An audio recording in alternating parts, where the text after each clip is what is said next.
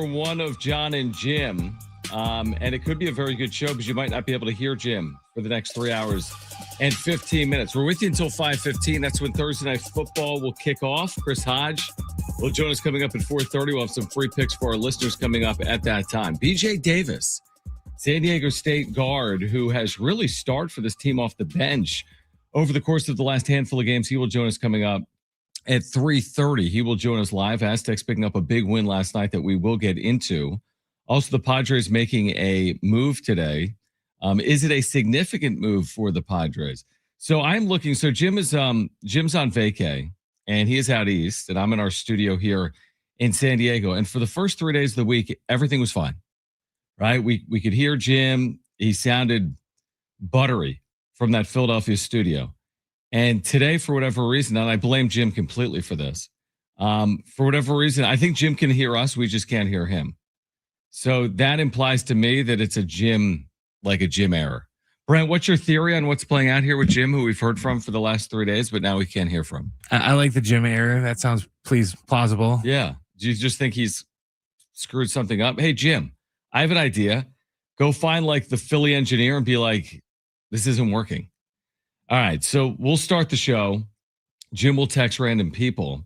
You know what? We were going to start with this Padres move, but we'll get to that in the next 15 minutes. They've added a reliever.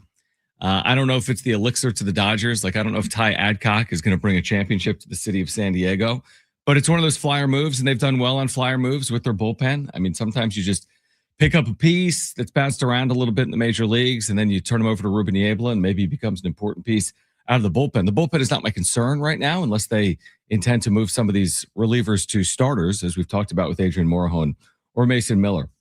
I want to talk about last night first, because San Diego State, in what was essentially a must-win game, like if you didn't win last night against like this pesky team that's the favorite in their league in the Big West, Utah Valley, if you don't win last night, you're not feeling great about where you are. Not to say the season is fully over, but you would have been under 500. You would have lost 4 of 5 overall. You would have had consecutive losses at Viejas Arena after losing 2 weeks ago to Troy. And San Diego State was tested last night. They ended up winning by 11, 77-66. It wasn't easy. It felt as if they took a step forward. Again, BJ Davis will join us coming up at 3:30. One of the talking points coming out of this game, and we'll hear from Brian Dutcher, like his opening statement for a couple of minutes coming up in a moment. And we'll hear from Taye Simmons coming up as well, the freshman forward who was terrific last night. He scored 15 points. One of these talking points coming out of San Diego State basketball games this year is essentially this. They're too deep. And because of that, they haven't been able to figure out the rotations. Like, this has been a narrative that has played out. They're too deep, right? They're playing 10 or 11 guys. But last night, I don't think they win if they didn't have 10 or 11 guys, because Miles Byrd was battling the flu, didn't score. And then what else happened last night? Reese Dixon-Waters didn't score in the first half. Miles Heide went down to a back injury, fell awkwardly on the floor. All of a sudden, you're down to like 8 or 9 available healthy bodies. And that's what allowed you to win the game. Like, if you didn't have that depth and you had just 5 or 6 healthy bodies, if you didn't have BJ Davis off your bench, if you didn't have Taye Simmons, the freshman, coming off your bench, I don't think they win the game. I really don't think they would have won that game if they didn't have that depth. So they earned the win. Do we have Brian Dutcher from postgame? This is 2 minutes from Dutch immediately after the win, as San Diego State's now 4-3 on the year. They beat the WAC favorite Utah Valley 77-66. There goes part of our 59 points off the bench today. Scored 77 and 59 off the bench. 3 double-digit scores off the bench. Farrell, Tay, and BJ. So Bird got 2 IVs before the game today. Didn't practice for 2 days, was sick. So he tried to come in and gut it out, play hard. Heidi obviously went down, got undercut, fell on his back, so we couldn't use him. So that's where our depth paid off for us. You know, we had the depth to endure injuries, endure illness, and still find a way to come out with a win. We fought. I mean, we held a team to 66 points. How about that? So that's pretty good. And we put in a game plan. We changed our ball screen coverage for this game. And for 3 days we worked on it. We did a good job executing. I think our defense set the tone for their offense. They weren't running smooth at a lot of things they did. That was a credit how we defended them. And then we made a couple late game adjustments, and we were able to follow those too. So we're making progress. But I told them, we're not going to practice any different whether we win or lose. Practice is practice, and we have to get better. And I'm not that guy. I tell them, Am I any different after a loss than I am after a win? No. I just come steady every day, and we have a steady program because we just work to get better. There's no highs and lows. Although we're disappointed when we lose, we're able to put it behind us quickly and move on to the next game because you don't want to sit there, like Taye said, and dwell on Troy. We all know Troy was – if we beat Troy and then we lose 2 in Vegas, we're like, oh, wow, okay, well, Michigan beat everyone by 40. We beat Oregon, and then we were ahead against Baylor in the second half, competitive game, and everything's fine. But the Troy loss just magnifies everything. So it puts more pressure to win games, and that's a good thing. At some point in the season, you're going to feel pressure. So we were feeling a little bit early, trying to get our team better. And whether the outcome of these games changed or not, we have to get better, and we know that. And I thought we made a step in the right direction today. Yeah, and I completely agree. And, everyone wants everything immediately. It's like because they lost to Troy, they want them to win like 10 straight games when you only play 1 game. Everyone wants like, oh, well, it doesn't matter if they don't beat Arizona. Well, they haven't played Arizona, and that'll be in 2 weeks. Well, it doesn't matter if they don't win the Mountain West regular season. Well, that's still to come. And it doesn't matter if they don't win the Mountain West tournament. It's like we expect a finished product, but it's only a month into the year. So, Brian Dutcher, just spoke to that point for the last 2 minutes that you just heard here on Jon and Jim. I mean, they're not a finished product. It has not been perfect. The expectations remain very high, and they have to overcome now having a smaller margin for error because they did slip up at home. Like that loss will hang with them from now until Selection Sunday, whether they make the tournament or they don't. Like when they put it up on the screen or when you go to ESPN.com, you're going to see the column, and Troy is going to be in the bad loss. So San Diego State will need to overcome that. Do we have Jim Russell? We do. What was the issue? All right. So behind the scenes here, I'm in a studio all by myself, and somebody, wasn't me, but it probably is my fault. Blame someone else. My microphone was basically like not in the right position, and I didn't realize that. So I had to find what the position of the mic was and change it. And so we're all good. So it's probably my fault. Well, that was exactly what I was thinking. Even if it wasn't your fault, I was going to completely blame you. Right. Yeah. At the end of the day, even if I didn't touch anything or if I didn't do anything, it's always my fault. So let me ask you this, though. When you got into the studio today, because I feel like you've been there for a good hour. Yeah. Did you consider, testing it? Well, here's the thing. I took pictures of everything, and I didn't realize that the microphone wasn't like on the right pot. It wasn't on the right signal. All I know is this, and it's good that we have you now, and it's all good, and whatever. We're here until 5:15. But if I did the exact same thing, you would be blaming me ridiculously. You'd be like, you're an idiot. You don't know how to use technology. Yes. Just click the button on. But here's the thing. It would have taken you probably 3 hours to figure it out. Correct. I probably would have just left. It took me 7 minutes. So I was fully prepared for you to leave. I know. I told you. I was like, dude, get ready to do a solo show. What you should have done, if you were smart, if you really wanted to save yourself the frustration of the next 3 hours, you could have just been like, it's not going to get fixed. They're working on it. This is a 24-hour thing. I could have left you high and dry and totally screw you and make you do a solo show by yourself. Oh, you wouldn't do that. You wouldn't leave me. No, I wouldn't leave you. You wouldn't leave me. All right, so you're out east. So I would imagine you probably were not watching KUSI last night. Now, you could have easily watched this game. I didn't even think of this. You could have just turned on the Mountain West app. I know. Well, maybe I did. You didn't even ask me. Because you didn't text, you didn't tweet, you didn't comment, you didn't react. So that's how I know. You didn't watch 1 second of this game. And now in the grand scheme of sports, I get it. Like San Diego State, Utah Valley wasn't the national championship game of the Super Bowl or, the World Series. But they bounced back. We said they had to win the game. They did win the game. BJ Davis was terrific once again off the bench. Taye Simmons, who we'll hear from at 2:30, scored 15 points in 14 minutes. Is that good? Bench. After you watched and then broke down the film over the last 24 hours, what's your reaction to this 11-point win last night? My reaction is the bench was really good. Yeah. BJ Davis, really good. Their rotations still have to be figured out. Going 11 deep. I mean, you can do that now, but it's going to have to probably be tightened up as over the course of the season. And little disappointing from the starters last night. I know Miles Bird was dealing with the sickness, so I'm not going to really. I'm going to give him some leeway here, but all in all, they still have things they got to work out. But it's better to work on things after a win than have to work on things after a loss, like, I don't know, a couple weeks ago against Troy. So, like, it's much better to have to continue to work on things after wins than losses. And last night, I would probably put it in that category of there's still a lot of things they got to work on. But they picked up a win, a game they had to win. They could not lose last night against Utah Valley. They have no margin for error going forward. And I think, going forward here for the rest of the season, hopefully they hopefully they figure out some things and, they get better as the season goes on. Cause that's what a Brian Dutcher team does, as you know, over the course of a year, they get better and better and better. And I hope that's the case for this team as well. Yeah, it's interesting. That's a pretty good commentary for not watching because was that good enough BS from me? It was honestly really good. And the reason I say it is I feel like if they played this exact game the night that they played Troy, I think they would have lost. Probably, it had very similar traits to Troy. You missed this late, but San Diego State on consecutive possessions, Jim, had a 10-second violation and a turnover that led to an easy 2 on back-to-back possessions when they led by 8. With 2 minutes left. It went from 8 to 3 with 2 minutes left. And then they responded. They got 3 consecutive buckets. They got 3 consecutive stops. And as opposed to potentially losing the game like they did 2 weeks ago to Troy, they kind of pulled away and they learned for some of those mistakes. And it didn't do them in. They still had a decent amount of turnovers, but I think it was 13 for the game. They certainly still need to clean that up. The pressure caused them problems in the final 4 minutes. But you're right, the bench, man, 59 bench points is incredible.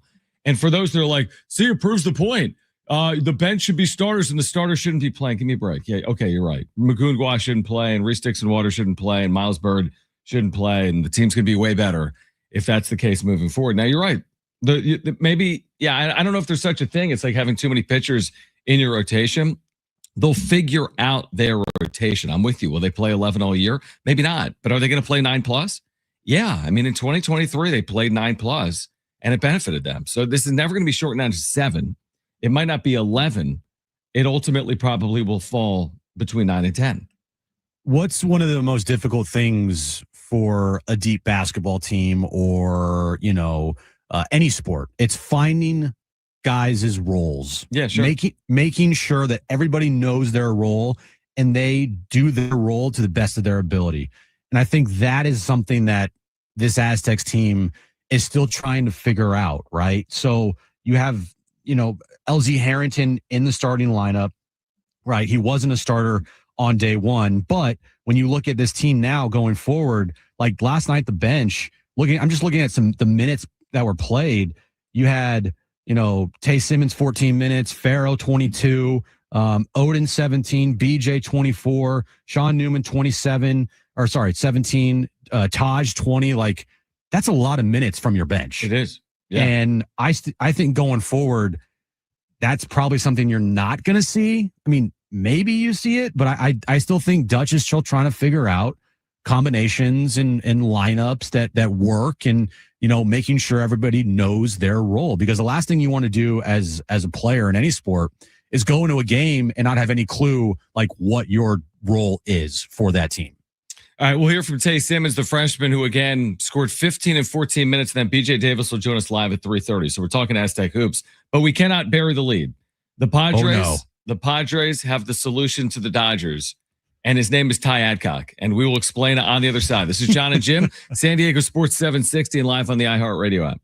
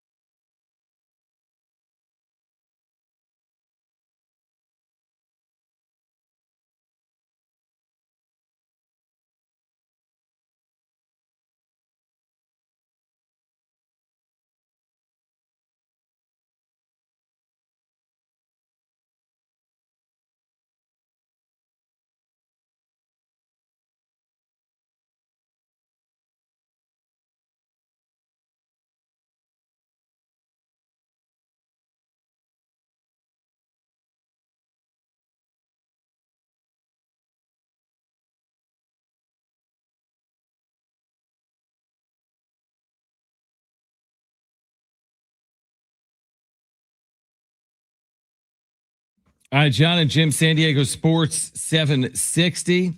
Join 760 ESET, SeaWorld, Cable Pipe and Leak Detection, and Crowley Car Company to support Rady Children's Hospital this holiday season. Tuesday, December 9th and Wednesday, December 10th, you'll hear stories of hope and healing from Rady Children's patients and families during the iHeart Rady Children's Give-a-thon. You can make a donation today. Text the word sports to 51555 or donate at radyfoundation.org/give-a-thon. We've got Jim back. Yes, we have me. So you're good from here on out. The audio issues have been resolved.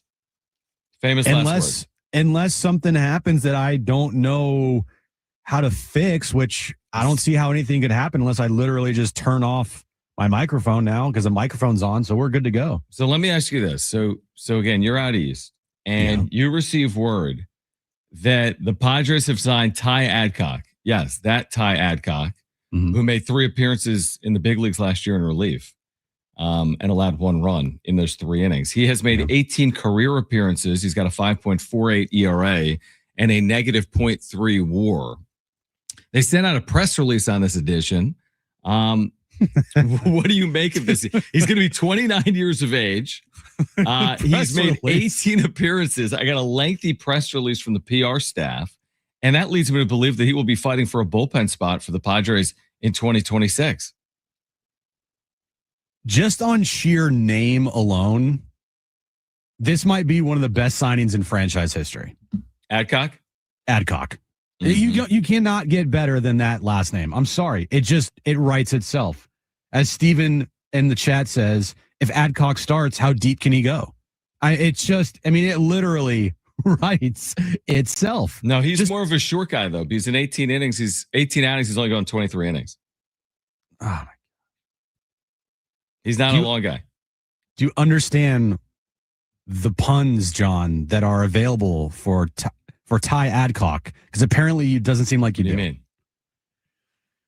Anyway, on name alone, greatest signing in franchise history. Other than that, I have no idea who this guy is, nor am I going to pretend like I know who this guy is, nor am I going to look at anybody's tweets about his stats. I'm seeing tweets that are good, Jim. And pretend like this is a good signing. I have zero clue who this guy is. And if this is like a foreshadowing of what the Padres offseason is going to be, a bunch of rando names, then good luck next year.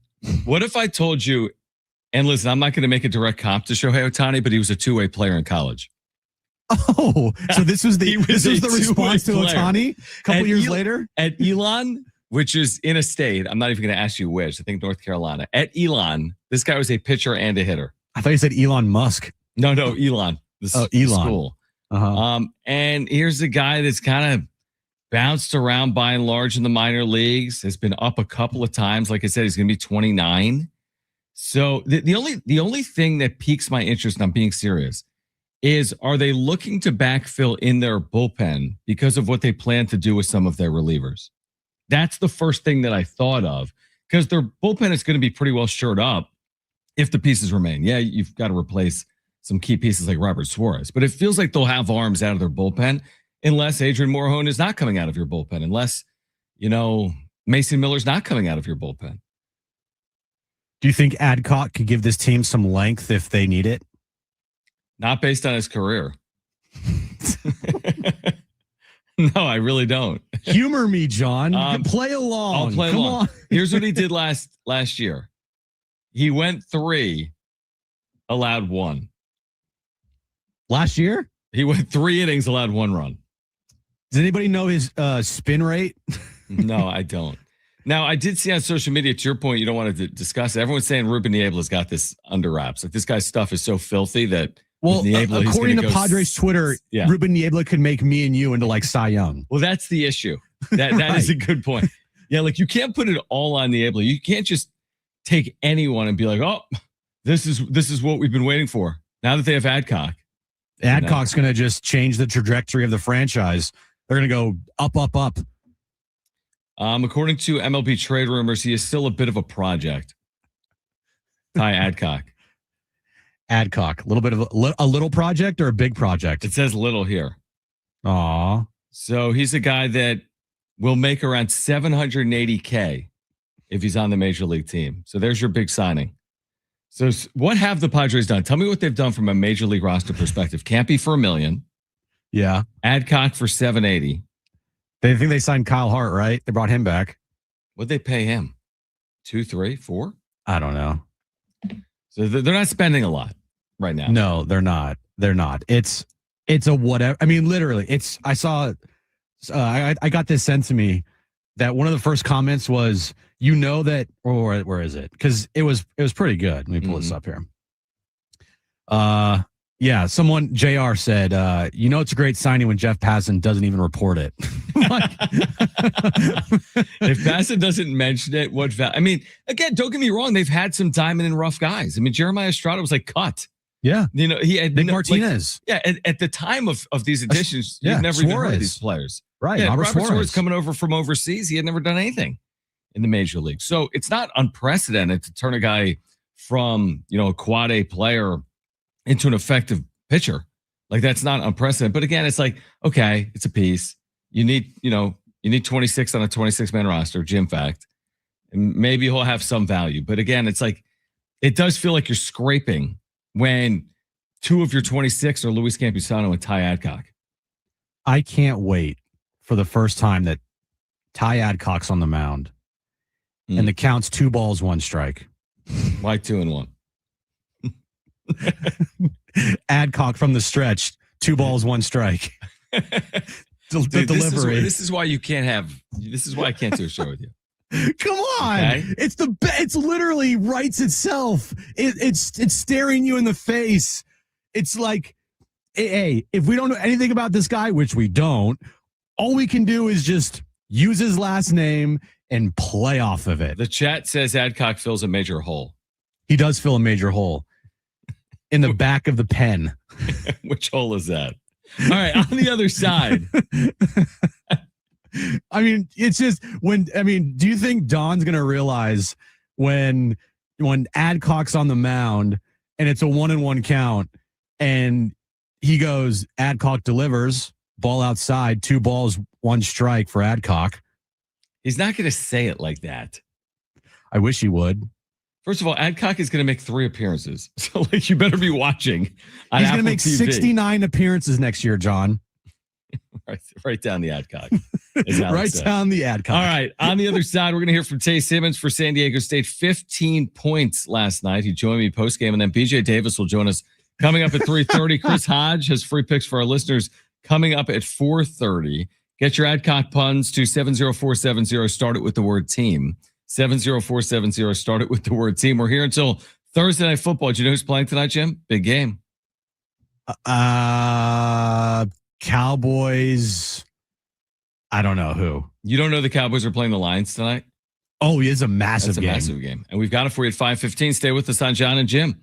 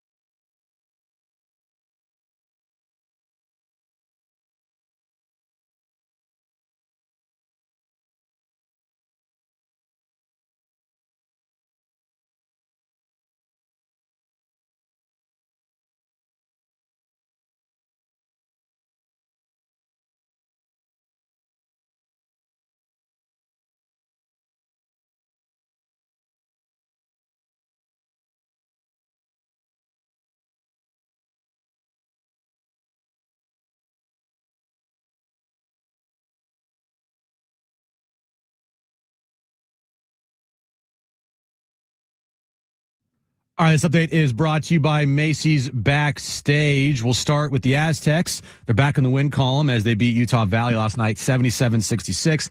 BJ Davis led the way with 18 points off the bench. He'll join us today at 3:30. And the Padres made a huge signing today as they signed right-handed pitcher Tai Adcock to the Major League roster. Macy's Backstage is a whole department inside Macy's store where you can find so many holiday essentials, all for under $25 with new arrivals every day. You never know what amazing deals you'll find. Don't wait. Find a location at Macy'sBackstage.com. All right, we're going to hear from Aztec freshman forward Taye Simmons momentarily, but I'm reading the Tai Adcock scouting report, Jim, at Player Profiles, which is like behind a paywall scouting service. But no big deal. I have access to it. Anyway, this is from the scout. I can't hear you. Yes, you can. Now we can. This is from the scouting report of Tai Adcock. I kid you not. Okay. This is the actual Major League Baseball scouting report. Adcock is a 2-pitch, come right at you reliever. He is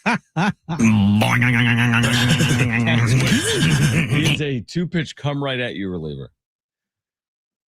I could seriously do a 3-hour show on just Tai Adcock puns. I know you could. If this was the wrap-up show, you wouldn't shut up about this. I'm not going to shut up about it. I know you won't. And this isn't even the wrap-up show. Alex Silva, how fast can Adcock be up in the pen? This is so this is the offseason now. This is the offseason. Adcock will go in with the hard stuff on anybody. Happy winter meetings. This is what we have to resort to. 2 years ago it was Aaron Judge. Now it's Adcock. It's Adcock. 2 years ago it was Trey Turner. Right? Yeah. Xander Bogaerts. 5 years ago it was Manny Machado. Yeah. Oh, the Padres traded Juan Soto. Massive trade. Oh, Nick Pivetta. Adcock. Yeah, right. Exactly. Adcock comes right at you. So dumb. It's so great. And if you think it's dumb, I don't know what to tell you. Well, I'll tell you what I want to tell you. Yeah, I know, because you're very uncomfortable. Here's the thing. When I aged, my brain also aged. Oh. So I'm not like Jim has been stuck as a 16-year-old since whenever you were 16. That was what, 5 years ago. Yeah, 5 years ago, exactly. 2023. All right, we can get back to it. Adcock comes in on the hands. Jim is so happy. Look, I don't know anything about this guy. I know nothing. But if you're going to give me a name like this, then yeah, I'm going to roll with it for the entire show. Sorry, not sorry. Darnay says I'm encouraging it. You're not encouraging it. You're trying to turn a blind eye to it. No, I'm not. I told you that Adcock is a 2-pitch come right at you reliever. But you're just reading the scouting report. I know. I don't know. All right. BJ Davis will join us coming up live at 3:30. San Diego State junior guard who scored 18 points last night in a San Diego State win. What are you laughing at? Just the endless puns. It's just so good. He has a nice curve on his curveball. Is that funny? I don't know. Is that funny? Am I missing something? Is that funny? All right, let's hear from Taye Simmons. Last night, San Diego State over Utah Valley, 77-66. Taye Simmons is a true freshman for San Diego State. He came off the bench and scored 15 points, grabbed 7 rebounds. He did it in 14 minutes. He joined me on the Aztecs wrap-up show last night. I started the conversation by asking him what it took to bounce back from losing 2 out of 3 in Vegas.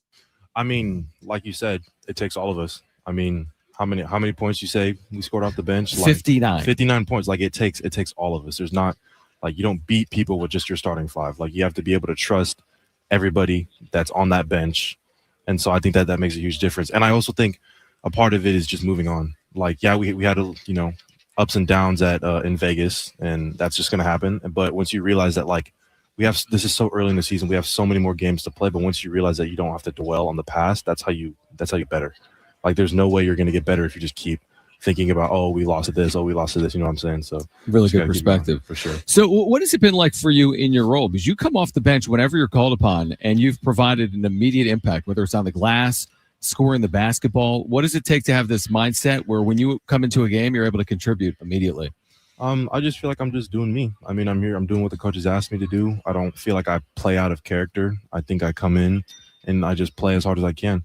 And there was a moment when I had to sub myself out because I didn't feel like I was able to play as hard as I could because I was tired. So I was like, you know what? Let me sub and then get back in and play as hard as I can again. So I think it's just mindset is just play hard. And I think that's something that's been engraved in me since I was young because that's kind of how like my dad played when he was overseas. He was an extreme hustle player. So growing up watching that has just been an inspiration for me to even if I didn't have 50 points, like let's just say I had 0 points, like that doesn't matter to me. Like I just want to go out there and play as hard as I can and impact in any way I can. Well, you do so significantly, and then you start the second half. So Miles got hurt. Miles Hodge, right, had the hip contusion. That's what it's officially listed as. Was dealing with that when he took the hard foul. Mm-hmm. What was going through your mind as you were out there to start the second half in that role? Because you had some, I mean, both halves. You had some big moments. You hit the three in the second half as well. You got to the free throw line, converted there. But what was the mentality starting the second half on the floor?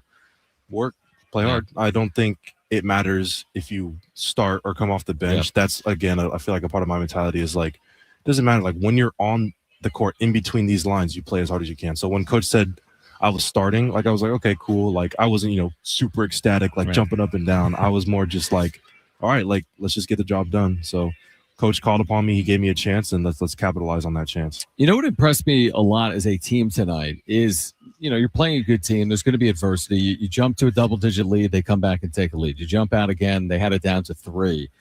What does it take as a team when you're kind of dealt with that adversity to fight through it and overcome it like you did as a team tonight? I think it's just staying together. I feel like many teams in times of crisis, like in difficult, spurts, they'll start to fall apart. They'll start blame shifting. They'll be like, oh, man, like, that was your fault. Like, why weren't you there on the switch? Why aren't you doing this? But I think we have such level-headed guys that, yeah, sure, guys might get angry because, they messed up an assignment, but we're always together. We always huddle up. We're always together. And you got to commend the other team. Like, they kept fighting. Like, they're not going to give up because that's what you expect from competitors. But at the same time, we're not going to give up. Like, just because you fight doesn't mean that you're going to beat us because we're not going to lay down. Like, we're going to play just as hard as you guys, even harder, and that's how we're going to get the win. So staying level-headed and just trusting in your guys no matter what the score is. It's interesting because, the depth creates some unique situations, whether it's rotationally or minutes, but the depth in a game like this was critically important because you have Miles, who Dutch was saying post-game was dealing with flu-like symptoms and had missed. Miles Bird had missed a couple of practices. You have Miles Hodge go out underneath the basket in the first half. This feels like one of those games where without the depth, you probably don't win it. But by being 10 or 11 deep, when you're dealing with, 1 or 2 players that aren't 100%, that's how you're able to claw out a win like this. Would you agree? I 100% agree. But not only that, it's just every guy's ready. Yeah. Every guy's ready when their name is called. They jump off the bench and they're ready to go. So there's a difference between having, 10, 11 guys who are good, but they may not be, they're frustrated because maybe they're not playing as much. Like, it doesn't matter to any of the guys on the bench. When their name is called, they're out there and they're about to play the hardest. So I think that makes a huge difference. What was the week like from Las Vegas, from the Baylor game? Again, you beat Oregon, but you go 1-2. I'm sure everyone had higher expectations than that. And then you spend this full week getting ready for Utah Valley. What was that like from a team or personally in preparation for tonight? So obviously for Thanksgiving, they gave us the day off, thankfully. And then we were there and man, it was work. First day was straight defense. Like nobody shot a shot. It was all defense the entire day. It was brutal. It was gruesome. Like it was just like everybody had to dig deep, and it really showed what kind of team we are during adversity in practice when, it's in, behind closed doors, like you could quit, but nobody did. Like we embraced the challenge. We had arguments. We had, little things that we had to overcome as teammates, but overall we just were like, man, like we don't want that to happen again. So let's make a difference. And another thing that they did was they showed us tape of like a SDSU team from a couple of years ago. Right. And I think that also inspired us because we could easily just be like, oh, whatever, that was them back then, whatever, we're changing, whatever. Like people could have a bad, kind of like way to view it. But we were all just like, all right, well, let's take the challenge. They're challenging us to be like this team. So let's go there and do that. And I think that showed in spurts today, in larger spurts more than it did in Vegas. And I still think we have so much farther to go. I think we can be that team. Actually, I don't think. I know we can. It's just, it's levels. As Coach Dutch said after the game, he said, this is a step. So I believe that we got this for sure. You know, it's funny you say that because that 22-23 team, and I'll let you run in a minute, but I appreciate you taking time. Mm-hmm. That team dealt with a lot of adversity, and I think that was shown probably in some of the clips. I mean, they go to Maui, they lost 2 out of 3. Mm-hmm. They had a game in their grasp against Arkansas that they lost. They came back home a week later against UC Irvine. If not for Micah Parrish hitting a 3 in the corner, San Diego State loses at home to UC Irvine. It took a 3 literally at the buzzer, close to the buzzer. So I guess the point is it's a long year. Like there's steps in a journey. It's not like a finished product from day one. The finished product ultimately will be coming at some point in March. Do you feel as if collectively you're taking the steps as you go along the process? 100%. I think we're only getting better. I mean, it's not a race, it's a marathon. Yeah. That's the kind of way I view it. Like, and there's going to be setbacks. No good team is not going to have setbacks. And the way you get better is how you jump from those setbacks. You can either go down and get discouraged, or you can jump up and rise to the challenge, I believe. So, and not every win is going to be pretty. Today wasn't pretty. I bet people expect us to beat this team by 20, 30 points, but they were a very good team. Very good team. And so it wasn't the prettiest win, but we got the win. And that's just the kind of mentality. It's just, all right, let's get ready for the next game and let's go get a W. That's just how it is. Jim, did you listen to 1 second of that, or are you just looking at Adcock things? Oh, I'm looking at all Adcock puns. All right, BJ Davis will join us coming up at 3:30. On the other side, back to baseball and the worst person in the world making an actual good point, potentially. We'll hear from that person on the other side. Playing to win despite Adcock's shortcomings. Now Adcock has gone full. It just writes itself. Stay with us on Jon and Jim.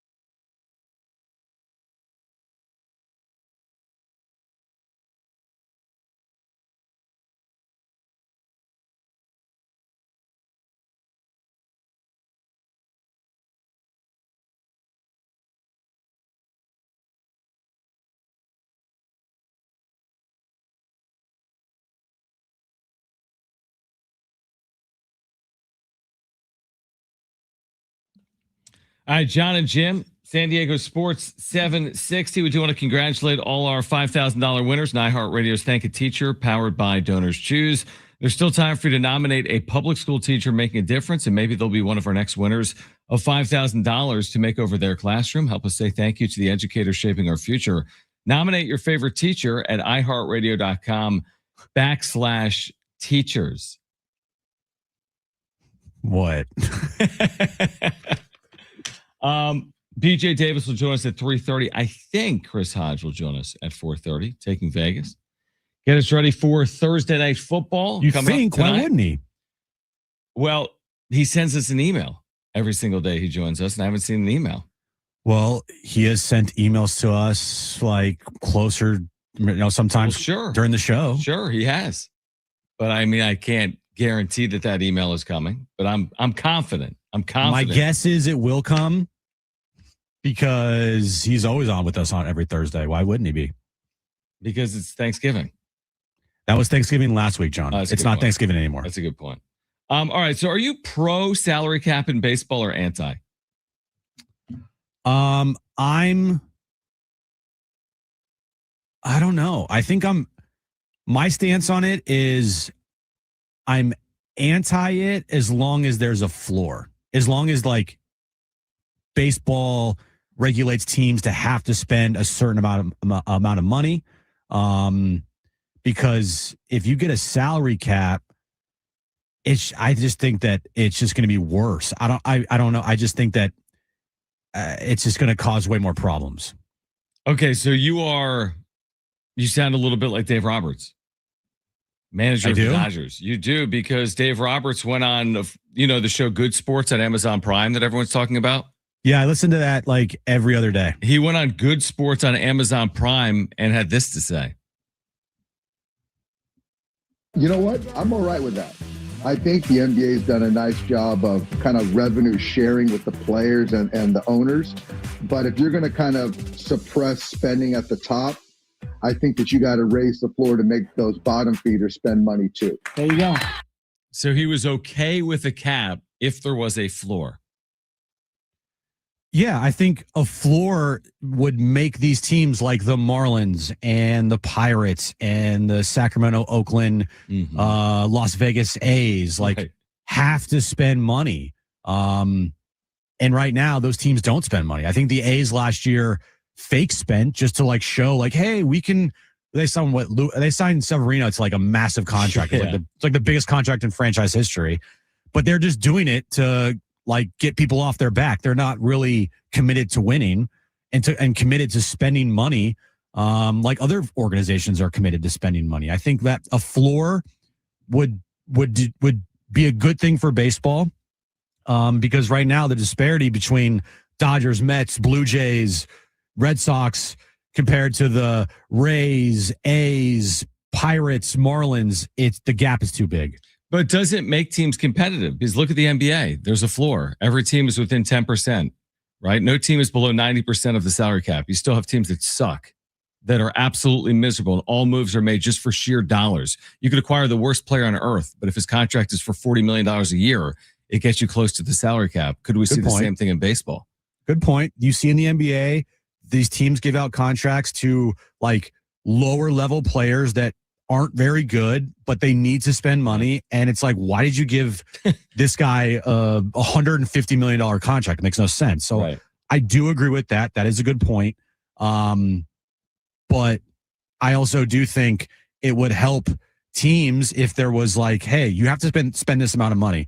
It would help teams potentially keep their own players. Like, okay, we have to spend money. Let's spend it on our own. Let's spend it on, the players we have in-house instead of having to go out, and go into free agency and be like, oh, we have to give this player a $100 million contract and he really sucks. Like, no, Pirates, you need to give a contract extension to Paul Skeens. Now, Paul Skeens can deny that and say, I want to become a free agent when my time's up, right? But still, I think these teams aren't spending money. And if I'm a fan of those teams, that pisses me off. Yeah, I completely agree with that. I do. I think ultimately at the end of the day, the money helps, kind of, normalize or regulate the sport. Like it leads to parity. And not every team's going to spend it effectively, but you probably need more teams trying to win. Now, it's kind of worked out well for the Padres that they have been a spender. They have been trying to reach the postseason, and by and large, they have been in the postseason. I don't know what's going to happen at the end of 2026. Like, what's the big dispute going to be over? Is it going to be over spending, cap, floor? Like, I don't even know what we're heading towards at the end of 2026. We're heading towards something. You hear this idea that, well, they need to do something to give teams like Milwaukee a chance to win. But I'm like, well, Milwaukee does win, and San Diego does win. Like, are you going to create a system that makes the Pirates good? You know what I mean? Like, we're going to go change the rules for the Pittsburgh Pirates, or are we going to let teams that actually care try to continue to win? I don't know how baseball could do this, but what I do like a lot in the NBA is how they have rules in place for players that are on your team. You can pay them the most money. Right. I like that. Like, I don't know how that would work in baseball if there's no salary cap, but I do like the fact in basketball, especially, the Mavericks didn't want to do this. They're stupid, but Luka wanted to stay with Dallas, and Dallas could have easily given him the most money, as far as, in free agency goes. And I think in baseball, if you had a system in place or some type of thing in place where the Pittsburgh Pirates could offer Paul Skeens the most money over the Mets or the Dodgers or the Yankees, I think that would be something that would be really good in baseball, because what do we say all the time for players like Paul Skeens or a player on the A's that's really good, or the Marlins? Like, they'll be Dodgers or Yankees in 5 years, right? Because they don't have the teams that they're on have no shot to keep them. I don't know how they could do that in baseball, but I think to give the team a better opportunity to keep their players in-house, I think that would be good. Again, I have no idea how they would do it, but that would be, I think, for the fans of those teams, it would be really good. Yeah, no, I agree with you. I think it would be more beneficial than not. I don't know if it's going to happen, though. I mean, Baseball Players Union has been steadfast against any idea. I know. Of a cap, maybe even a floor. I don't know if we're heading there or not. I just hope that we don't have some type of stoppage. I feel like baseball's been in a relatively good space. They're coming off a World Series that people were watching. The Dodgers have won the last 2 World Series. I don't love that. And I think their pay has something to do with it. I mean, certainly their payroll has benefited them significantly. But ultimately, did they win the World Series because of their payroll? No. I mean, Miguel Rojas hit a home run in the 9th inning. And then the Blue Jays didn't take advantage of opportunities in extra innings. Right. So I see it a little bit of both ways, but I would like to see a little bit more parity probably in the sport. Here's what I want to get to on the other side. More Adcock puns? We will. I'm sure between now and 5:15, that will not be preventable. We will get to that. Also, at ESPN.com, there is an article about where all 30 Major League Baseball teams stand heading into the winter meetings, ranking all 30. Like, where do you think the Padres are on that list? Padres fans. With this Adcock signing, right, they have to be close to the top, right? You would think. I don't know if this accounts for Adcock. Like, is this a poll, John, or is this like, what is this? This is an article. Oh, it's an article? Because I was going to say, if it was a poll after the Adcock signing, they're at the top of the poll. They'd be going to the top. Yeah. Well, are the Padres a top 10 team heading into the winter meetings? Are they in the top half of the sport? What's their win total projection heading into 2026, according to ESPN.com? We'll discuss that on the other side. Plus, coming up at 3:30, BJ Davis, who had 18 points last night for San Diego State, had a personal 8-0 run in the first half. He has played terrific basketball coming off the bench, and he has scored in double figures, I think, in 5 consecutive games. So BJ Davis will join us coming up at 3:30. Chris Hodge taking Vegas at 4:30. We've got Thursday Night Football that we'll get into as well, and you can hear that right here at 5:15 on San Diego Sports 760. So hour 2 of Jon and Jim comes your way next.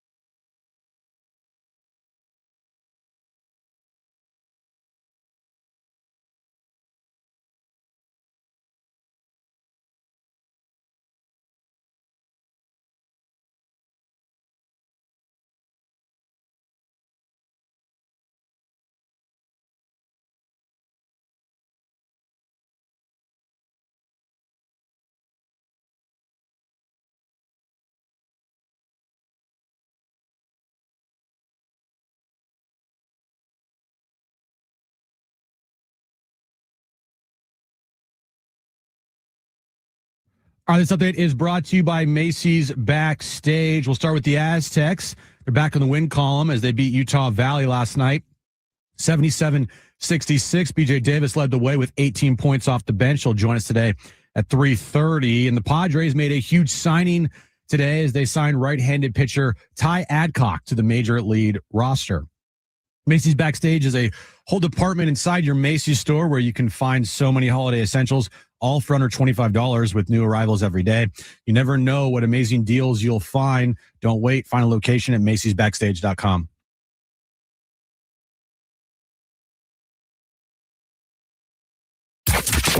Getting you all set for that drive home. Let's just start the show. Here's Jon and Jim. All right, San Diego and Southern California, what's going on? This is hour 2 of Jon and Jim. We're here until 5:15. We've got Thursday Night Football tonight on 760. Cowboys and Lions, the surging 6-5-1 Cowboys against the not surging 7-5 Lions. That is coming up tonight at 5:15 on San Diego Sports 760. BJ Davis, as Jim just told you, I was listening, will join us at 3:30. You were not listening. I was, because when you're not in the studio, I'm more apt to listen to you because you're not in the studio. Makes sense. You know what I mean? So I have to actually listen to you. So BJ Davis, is that hard for you? Otherwise, I'm just like, whatever. And Chris Hodge, we think, is going to join us coming up at 4:30. All right, let me ask you this. Where do you think the Padres would rank among the 30 teams, according to ESPN, heading in to the winter meetings? I'll put it like this. Do you think they're in the top 5? For what? Teams. Baseball teams. Like going into next year? Into the winter meetings. Like how good they are? Oh, no. The favorite uniform combinations. Yes. How good are the baseball teams in baseball? There are 30 of them. Like, who do you think is the best team heading into the winter meetings? Let me answer it for you. The Dodgers? Correct. So teams as their position right now in real time heading into the winter meetings. I'm going to say 13th. Did you read this article? I swear I did not read this article. You've never read, so that would surprise me. I don't know how to read. They're 13th. I just know ball, bro. You really do. So what do you think their win average is? The expectation in terms of wins for the Padres next year? 84? You're an idiot. I'm gonna No, is it really? I'm gonna punch you. Is it really? It's 84.9. I'm not kidding. I don't have this pulled up. Okay. I haven't read it because I don't read. Like I said, I just know ball, bro. What do you think their chances are of reaching the postseason? Like percent chance? Yep. 20%. 20%? Why would they have a 20% chance of reaching the postseason? How about 45%? Yeah, 49. Okay. 49%. And their chance of winning a championship, 2.3%. Is that good? Last year heading into the postseason, it was 4%. What's the Dodgers? All like 100%? 100. Okay, that's actually a really good question. So the Dodgers win expectancy is only 98.6. That's it? I know. Well, what'd they win last year? They didn't win 98. They don't care. They treat it like an exhibition. You know what I mean? They line things up. Right. Their chance of reaching the postseason, this is so low, is 94.7. That's comical. And listen to this. Their chance of winning a title heading into the winter meetings is 22.4%, which is absurd. That's crazy. A 1 in 4 chance right now compared to all the other teams. That is crazy. I do have a very important question. Yeah. How does Adcock change it? Right. Was this written before the Adcock signing? This was pre-Adcock. So post-Adcock, what? This got to bump up to at least like 90 wins. 6 more wins. 6 more wins at least, right? If we're a guy that made 3 appearances last year. Yeah. Here's what they write. They say the Padres declined an option on last year's Cody Ponce, Kyle Hart, then signed him back. This is what they've done so far. And then they added veteran right-handed reliever Craig Stammen. And then they said, wait, Craig Stammen is what? Okay, never mind. And they linked to the article where he's the manager. That's what it says? That's what it says. That's what it says. Well, hold on. Read that again. It says the Padres declined an option on last year's Cody Ponce, Kyle Hart, then signed him back. They also added veteran right-handed reliever Craig Stammen. Wait, Craig Stammen is what? And that's hyperlinked to him becoming manager. And then they write, okay, never mind. That's how bad of an offseason it's been. That's wait the until the updated version with the addition of Adcock. True. That's another sentence. I don't know if it's a another good sentence. 3 words. It's like 3 and they added this dude who made 3 appearances. They write this, and I mean, I would agree with this. This is the need. They need a power bat and rotation help. They go on to talk about King Cease. They say King and Cease. They say, hey, they need some, front of rotation guys unless you decide to make Mason Miller a starter. And then they also say doing that and re-upping Robert Suarez would be a less pricey proposition than what it would cost to land a top free agent or trade candidate. As for the power bat, San Diego has plenty of playing time to offer at first or DH, both spots that ought to be a good source of the home run power that the Padres need. Okay. Yeah. Well, you're not re-signing Robert Suarez. I can promise you that. Nor should they re-sign Robert Suarez. I agree. They're making the case to re-sign him. Why? I don't know. I mean, that's like the farthest. That's not even close to one of their needs. Back end bullpen help. No. They. By the way, with the addition of Adcock today, the bullpen is fine. It's full. It's full. It's full. Adcock has filled that pen. All right. Pen, yeah. Adcock has filled that hole in the pen. Okay. All right.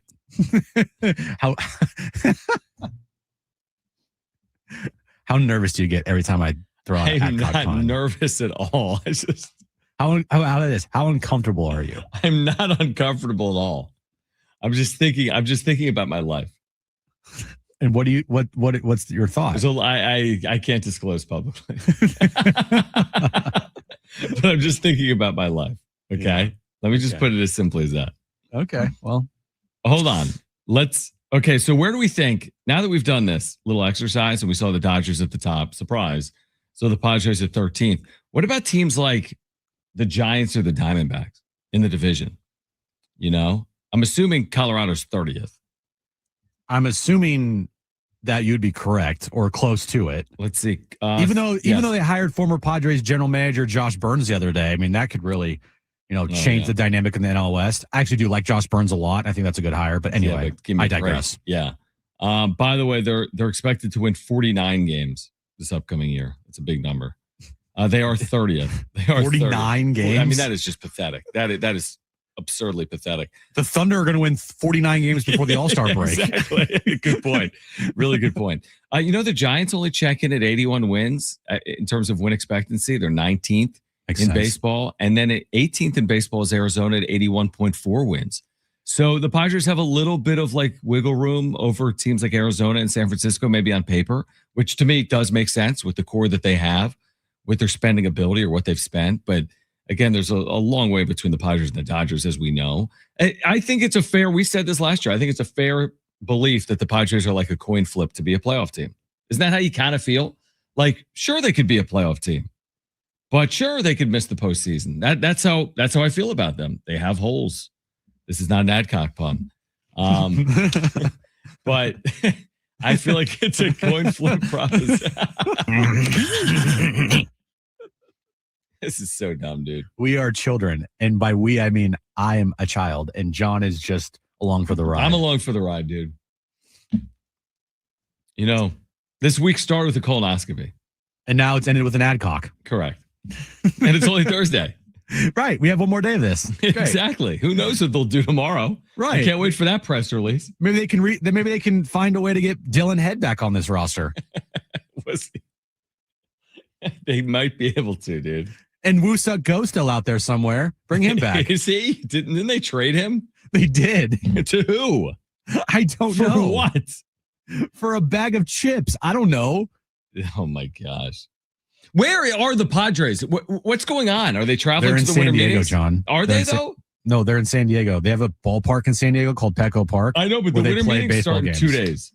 That's great. Maybe they're, in Disney their World? Maybe they're in the war room getting ready for their big moves during the winter meetings. Where is the AJ Preller something? Like his contract? What's the status?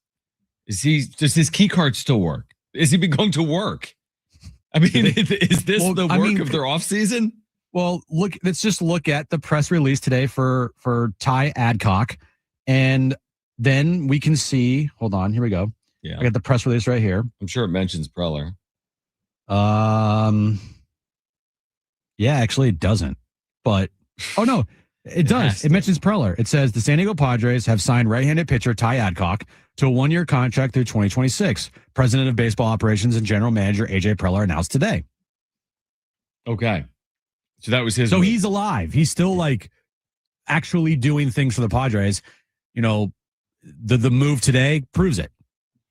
I mean, listen, I get it. It's not yet the winter meetings. Yeah, when's the Adcock presser, by the way? I don't think they're going to have one. It might be in Orlando. I need to get to that one. Well, go to Orlando. You're on the East Coast. Start driving. Perfect. I'll be there in 3 days. Exactly. There was something else I wanted to mention. Now I'm looking at like MLB.com about the Padres, what they're eyeing at the winter meetings. Well, they already have an Adcock, so that's good. The thing is, did we talk about the Jake Cronenworth thing, or did you talk about that without me? Yeah, I did. Well, you were getting your colonoscopy. What did you say about it?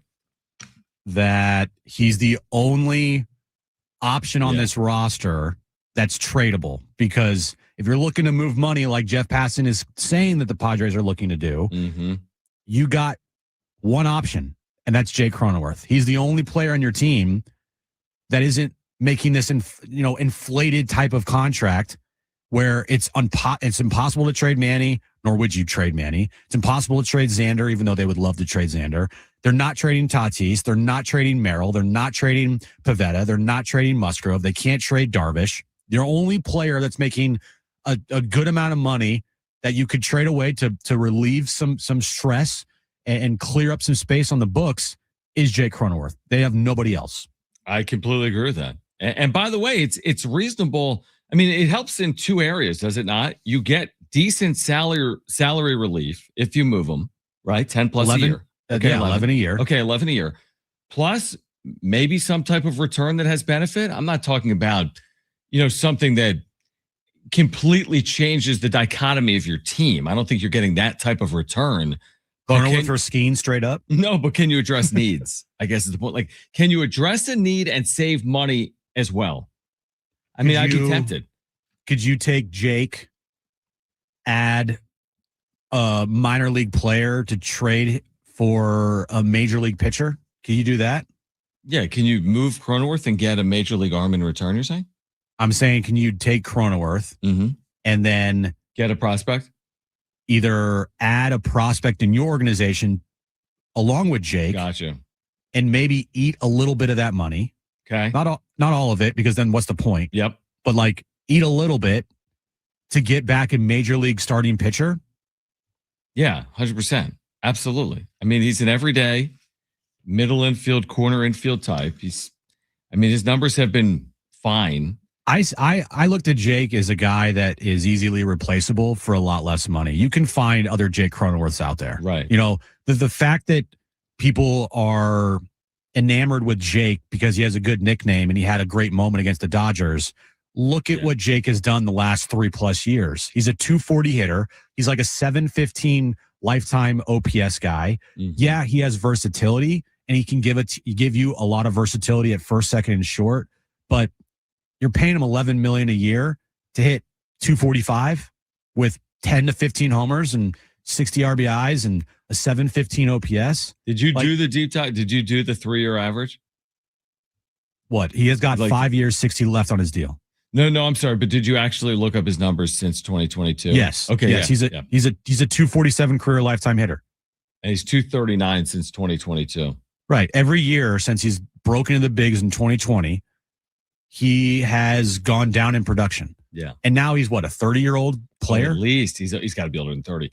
He is he'll turn 32 in January. I just think that if you gotta, do you care more about nicknames or do you care more about winning? Nicknames. Okay, well then you keep Jake Cronenworth. So that's why they added Adcock. Right. So John can say Crone Zone every time he hits a home run. Correct. All right. What about Ethan Salas?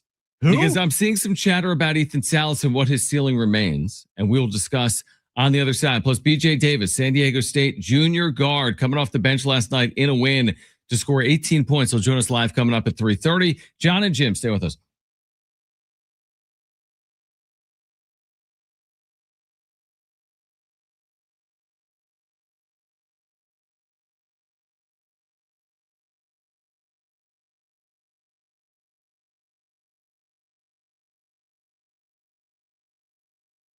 All right, hey guys, it is Jon and Jim again for our friends over at Hamul Casino Resort, the Players Place. We've told you the hotel and spa at Hamul now open. The next level of luxury, it has arrived. You can treat yourself to a stunning new stay, rooftop relaxation, indulgent spa treatments, and all the thrills of Hamul Casino Resort, now all in one unforgettable destination. And savor San Diego's ultimate endless dining experience at Hamul 23, from their world-famous lobster brunch served every morning to the luxurious VIP endless dining experience each evening. Indulgent chef-curated specialties, fresh seafood, prime cuts, and decadent desserts, all with stunning panoramic views. And you're going to love the spa. It is now open, Hamul Spa, over at Hamul Casino Resort. You can unwind in style, experience pure relaxation, indulgent treatments, serene spaces, and a retreat designed to refresh your body and mind.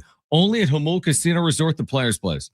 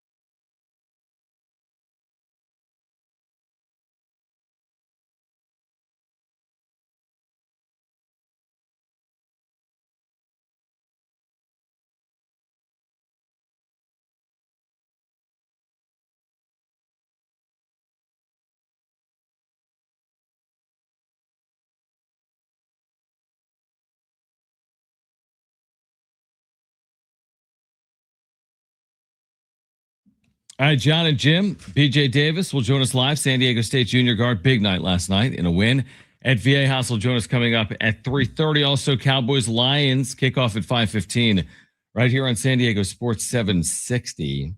I think I sent you something, Jim. And No, you didn't. No, it wasn't right now. Okay. And it was earlier Today?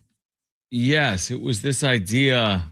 This is from Padres fan. Oh, yeah. Padres fan takes. Okay. Oh, perfect. I mean, not like whomever that is. I just wanted to use it like as a jumping off point because it's like an interesting angle on Ethan Salas. He writes that Ethan Salas's defense is so elite. I can't even say this with a straight face. He writes this: Ethan Salas's defense is so elite that to be a Hall of Fame talent, he just needs to be a 750 OPS guy. That's it. For context, Johnny Molina only had an OPS above 750 5 times in 19 years and didn't achieve it until age 28. As long as he's not a complete zero with the bat, he'll be special. Well, a couple of things there. The dude missed all of last year with a back injury and hit 110 games. And let's just go down the path, Jim, that he will one day be an impactful bat like Yadi Molina at the age of 28. Well, the issue with that is that's in 9 years. Yeah, that's going to be a little bit of a problem with the team they have constructed right now. In 9 years, Manny Machado will be like 43. Right. He's going to like have a cane and walk around with a limp. Dude, in 9 years, Merrill is going to be on the second half of his career. Like 9 years is a long time. The thing with Ethan Salas is for me, that ship has sailed as far as him being impactful at all in the Padres window they have right now. Right. I'm only concerned about this current window with Manny and Toddy and Xander and Jackson Merrill and Joe and Pivetta. Like, let's be real. Ethan Salas is not going to be on the roster with any of the guys I just named. Well, maybe a couple. Yeah, maybe a couple. Merrill and Tatis and Xander and Manny, just because their contracts are so freaking long. But as far as being with the team in a window right now to impact and help win in the primes of these guys' careers, it's not happening. And even when Ethan Salas gets called up, guess what? It's going to take a long time for this guy to develop. I just feel that it is. Catchers take a long time unless you literally burst on the scene. And oh, by the way, even if you do burst on the scene, there's no guarantee that you're going to stick and hit in the big leagues at all. Like, when's the last catcher that we saw that was 19 years old come up to the majors and be incredibly impactful from day one? It's probably been forever. Like, I off the top of my head, it doesn't happen. Doesn't happen. Yeah. It doesn't happen. It doesn't. So this Ethan Salas, like, mystique that he has, I just don't buy it, because I look at what he's done in the minors. He's got back problems. He can't hit. And I know the prospect rankings are just rankings and they can mean whatever you want them to mean. But I do think it's something when he goes from a top 15 prospect in baseball to like damn near out of the top 100. Yeah. Yeah. I mean, couple of things, like, before we make the leap from this is all Salas needs to do to be a Hall of Famer, how about playing a full minor league season and being impactful? That would be before we put him in the Major League Baseball Hall of Fame in Cooperstown, New York. How about, I don't know, develop properly in the minor leagues, stay healthy, hit 250 1 year with a little bit of power. Like, how about reach the major leagues, have a level of success in it at some point? So, I mean, we're nowhere near the Ethan Salas era with the Padres. I mean, we still don't even know if we'll ever play one game with San Diego. The way AJ Preller operates as a general manager, we don't know about him as a player, how he'll develop, and we don't know if he'll be moved at some point between now and whenever he could make a major league debut. So I just would say, like, let's slow down a little bit on what Salas's ceiling is, when, like, we don't know what his floor is either, based on what we've seen so far. We don't know anything about Ethan Salas. Nothing.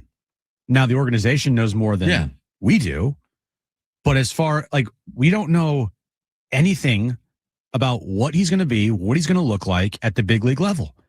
And he, like, let's just say it, he's not going to contribute to winning in the immediate future. It's not happening. Right. And so with that, I just feel like there's not really much point to talk about him unless he's involved in a trade package in the next couple of years to bring back proven talent to this major league roster. Which I think most people, me and you specifically, I would not be opposed to at all. I mean, if he would have moved this past year in the Mason Miller deal, I'd be like, okay. In fact, 100%. I would have been much more comfortable with him moving over Leo DeVries. Okay. All right. Yep. You know, it happens. Part of the game. Give me the star position player that plays in the field over the catcher. Yeah, completely agree. So anyway, just kind of food for thought. I mean, again, can Ethan Salas potentially help this team at some point? Of course. It's impossible to say no to that. But when is that? And I agree with you. It is not in the immediate future. I mean, it's certainly not at some point in the next 2 years. All right. On the other side, we're going to switch gears back to the Aztecs. Big win at home. They get back to the winning ways. BJ Davis off the bench has been a revelation. 18 points yesterday, a personal 8-0 run. at one point in the first half. He's going to join us live on the other side. We'll talk about San Diego State, where they're at, coming off this win last night at Viejas, looking ahead as well with BJ Davis, San Diego State junior guard Chris Hodge taking Vegas. He will join us, Jim. You were right. You're a genius. Chris Hodge taking Vegas will join us coming up at 4:30. We have Thursday Night Football tonight, Cowboys and Lions at 5:15. BJ Davis on the other side, Jon and Jim, San Diego Sports 760, and live on the iHeartRadio app.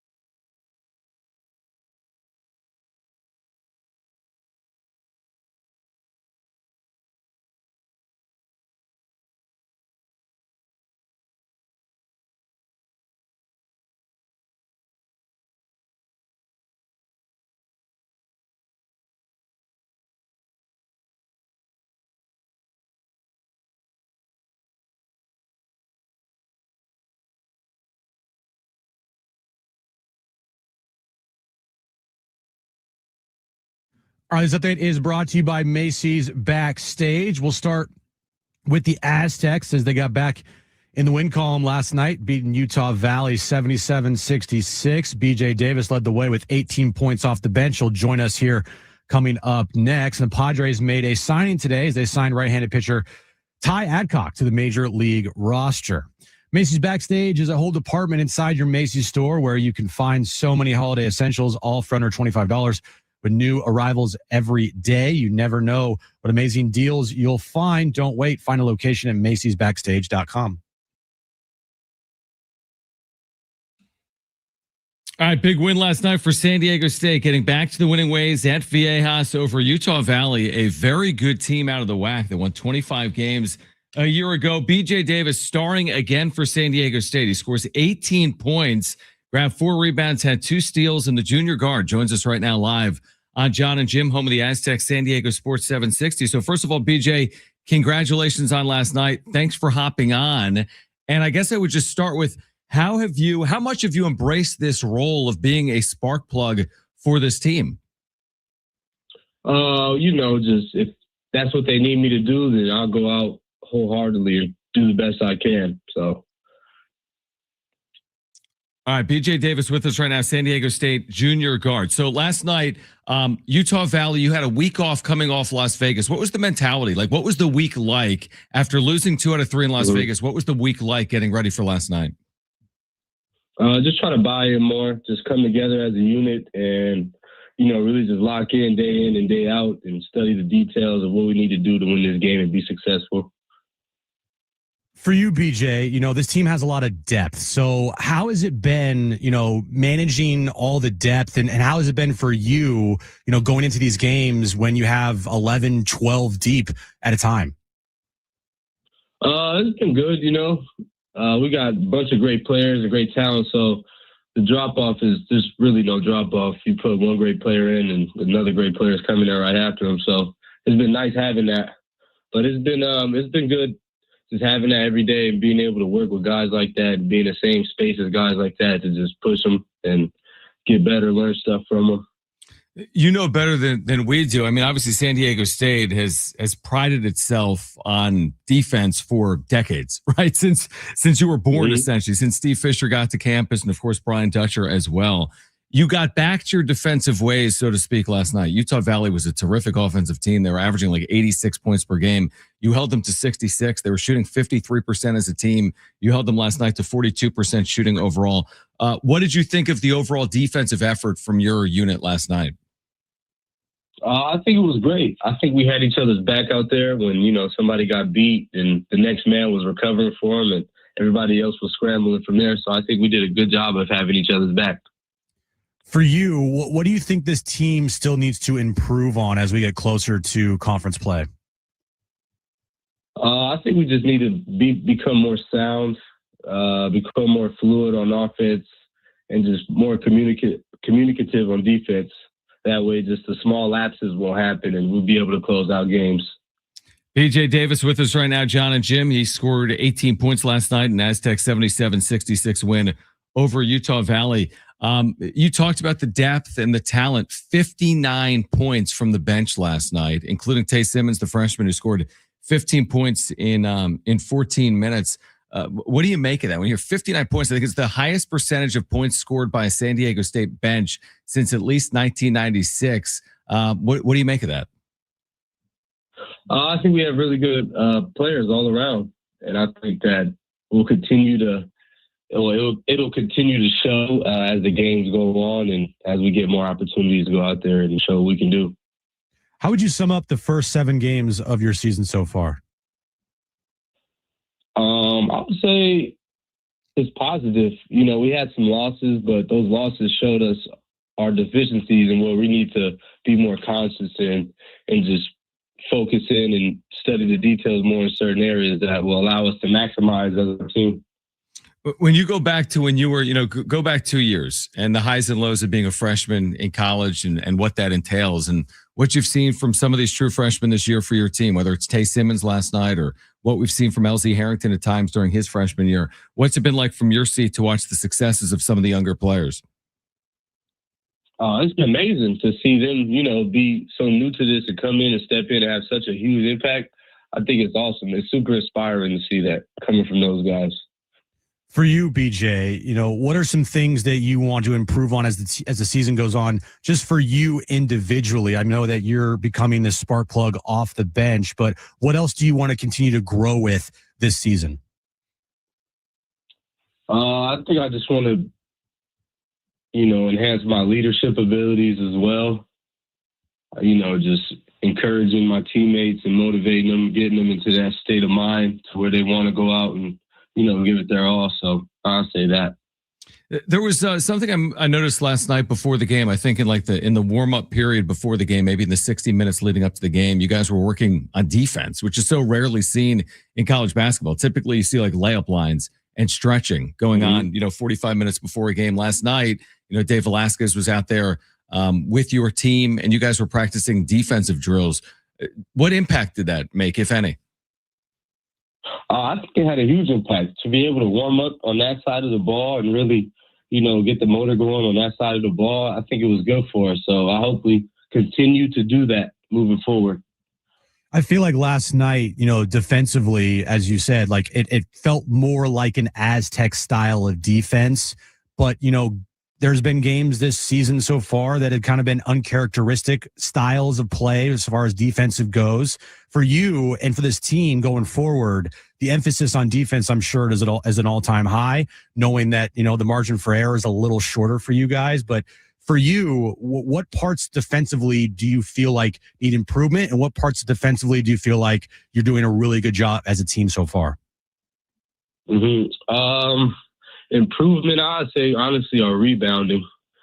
We're pretty high in the rankings when it comes to rebounding. And I believe that's our effort and just willingness. So if we can pour in more effort and willingness on the rebounding side, then I think that will enhance our overall defense, because we can guard pretty much anyone in the half court, and we do a good job in the half court. But when teams get that shot up and they get a second chance, it's kind of demoralizing sometimes, because it's like, man, we got to guard all over again. And that tends to give them easy baskets. So just rebounding, we really hone in on that and limit teams to one shot, and it'll enhance our overall defense. I guess final one for me would be, do you feel like there was some growth over the last couple of weeks? I go back to the Troy game, and then I'm watching last night, and both games you had to deal with adversity as a team. Like I think about last night, a couple of turnovers late, all of a sudden it's a 3-point game. But you overcome that, and you stayed active offensively, and you hit some shots late collectively as a team to win the game by 11. Did you feel that as a player out there, that like some of the lessons from Troy were learned last night in a win over Utah Valley? Yes, definitely. All those games, different styles of teams and how we guard those teams. And as we keep playing games, we'll develop, we'll become more comfortable with our schemes and how we guard certain teams because of who they have on the floor. So just things like that. Just time as long as we continue to work, and it'll work in our favor. I said final one would be this. Dutch talked about before the game like a sense of urgency and almost a sense of desperation, because you know what still needs to be accomplished moving forward. Right. Did you feel that as a player? Like, do you feel the urgency now to be at your best as a team now and moving forward? Oh, definitely. And as a player that strives for the best on and off the court, I always feel like that. I always feel that sense of urgency. So, but yeah, like Coach said, it's very important to have that, because, we need that panic to be able to come together on defense and really shut them down how the Aztecs do. BJ, congrats, man. 18 points last night. You've been in double figures in 5 consecutive games. You're playing some of the best basketball of your career on the Mesa, and we're looking forward to seeing you next week against Lamar back at Viejas Arena. So thanks for doing it today. Thank you. I appreciate it. All right, great stuff. BJ Davis, San Diego State junior guard. We do have 2 tickets to give away for that game against Lamar. That is coming up next Wednesday night at 7 p.m. So 6 days from now, San Diego State and Lamar. We'll give away some tickets for that game. Actually, we'll do it on the other side. We'll do it later this hour. So we'll do that in the next 15 or 20 minutes. So they've had a lot of like rest periods, like they play and then they sit a week. Yeah, 7 days off. Yeah. And then almost like a football schedule, because it's what they've played 7 games and it's December, and their first game I think was November 3rd or November 4th. So like they've had some rest, and the schedule will certainly pick up once we get to January. As I say, once they get after Christmas break's done, then we're gonna get back to our usual. Usually Tuesday, Saturday, Wednesday, Saturday type of a deal. Yeah. So, well, again, I thought steps forward last night, not the final step, obviously, but steps forward last night for San Diego State. Chris Hodge will join us, Jim, coming up at 4:30. He will get us ready for Cowboys and Lions. Is this like a loser out type game? No, but it is a loser has a tougher road ahead game. It's a winner is in a good spot game. Mm-hmm. I think this game is more important to Detroit than Dallas. Yeah, Detroit's 2 games behind the Bears and at least a win behind Green Bay. Green Bay has a tie. If Detroit, the loser of this game is in trouble, dude. Well, here's the thing. So the Cowboys play the Lions tonight. Yep. Then their final 4 games of the year. They host the Vikings. They host the Chargers. They're on the road at the Commanders, and they're on the road to finish up their season at New York to face the Giants. They could run the table if they win tonight. Right. Yeah, and then they could get to, how many wins is that? 12 wins. That is, if they win tonight, they could get to 12 wins. They go to 12-5. No, because they're 6-5-1. They win tonight. They're 7. They got 4 more games remaining. Oh, I thought you were talking about Detroit. No. I'm talking about the Cowboys.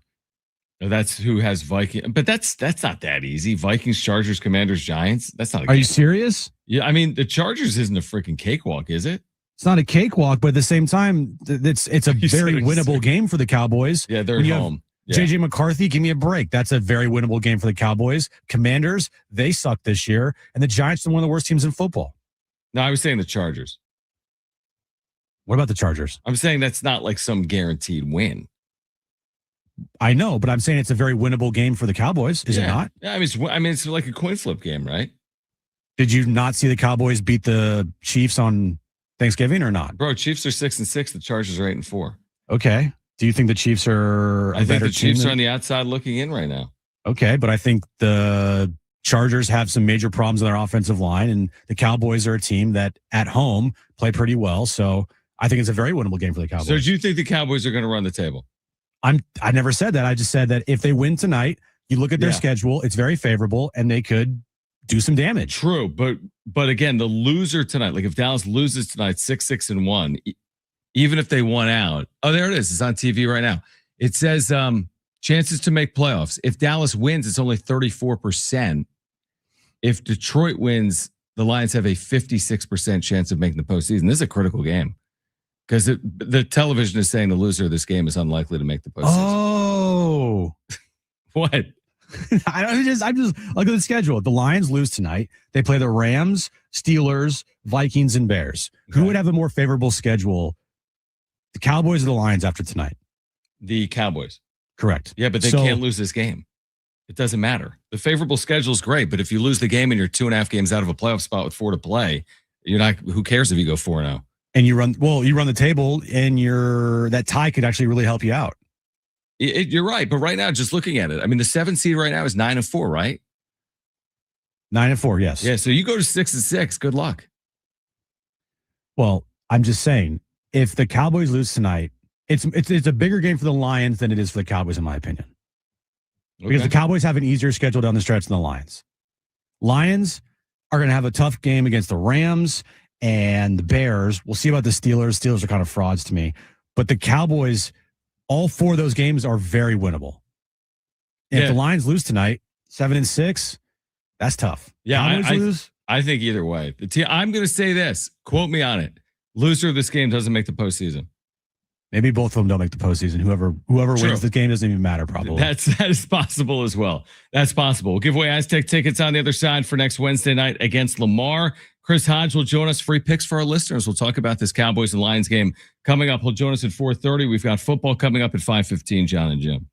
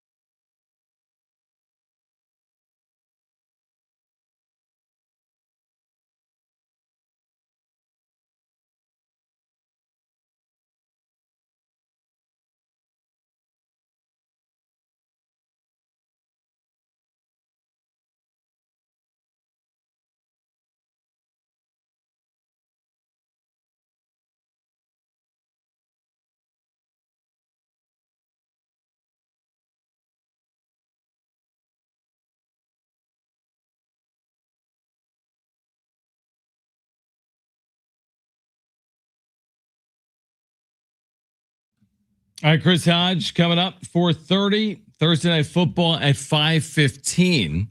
Jon and Jim with you on this Thursday afternoon, reacting to the big Padres signing of the day. If you missed it, I don't even know if he's a right-hander or a left-hander, to be honest with you. You don't? Take a guess. Right-hander? There you go. Because we said it like 3 times. 8 and 10 pitchers are right-handed. Who said it? Have you said it in the updates?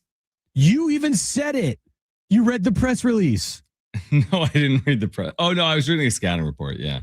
Well, they've added this right-handed reliever. And it's basically, I'm thinking about the moves they've made this offseason. We've talked about it. So Kyle Hart back. Luis Campusano signed to a 1-year deal.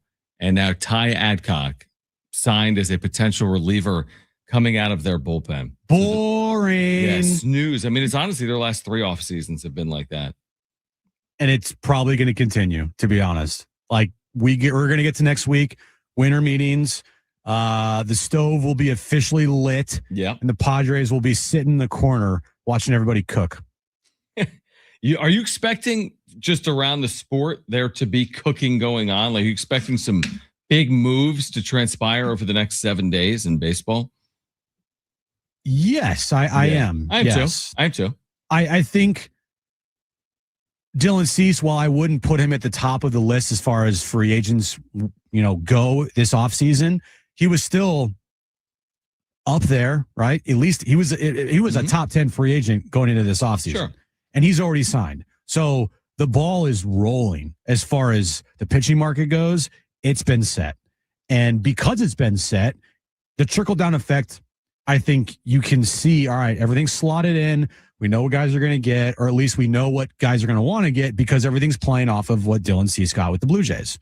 And I think the Blue Jays are going to be also very active. They're not done. Yep. I think you could see other teams, trades. The Mets are obviously a team that's always going to be looking to make moves. Pete Alonso's still out there. Michael King. Got Robert Suarez. I'm forgetting Kyle Tucker's another big name, obviously. Kyle Schwarber. I could see there be a lot of moves next week during the winter meetings. Unfortunately, I think a lot of those moves will be happening around the Padres and not for the Padres because right now you got a lame duck GM, you got a ownership group that wants to sell the team, and the word on the street, not really the street, but Jeff Passan is they're looking to move money. So that's a recipe for a lot of nothing. Potentially, I agree with that. What do you think? Here, I'm going to ask this, and then I'm going to refocus it based on what ESPN has. What do you think Michael King gets in free agency? Years and dollars. I think we talked about this. Did you see what Kylie McDaniel wrote? No, I didn't. But I was going to say 5 for 130. Okay. Before I read Kylie McDaniel, I would have said 4 for 100. Right? Mm-hmm. Yeah. So me and you were saying the same thing. Yeah. This is today at ESPN.com. Michael King, projected contract. Kylie McDaniel, MLB reporter.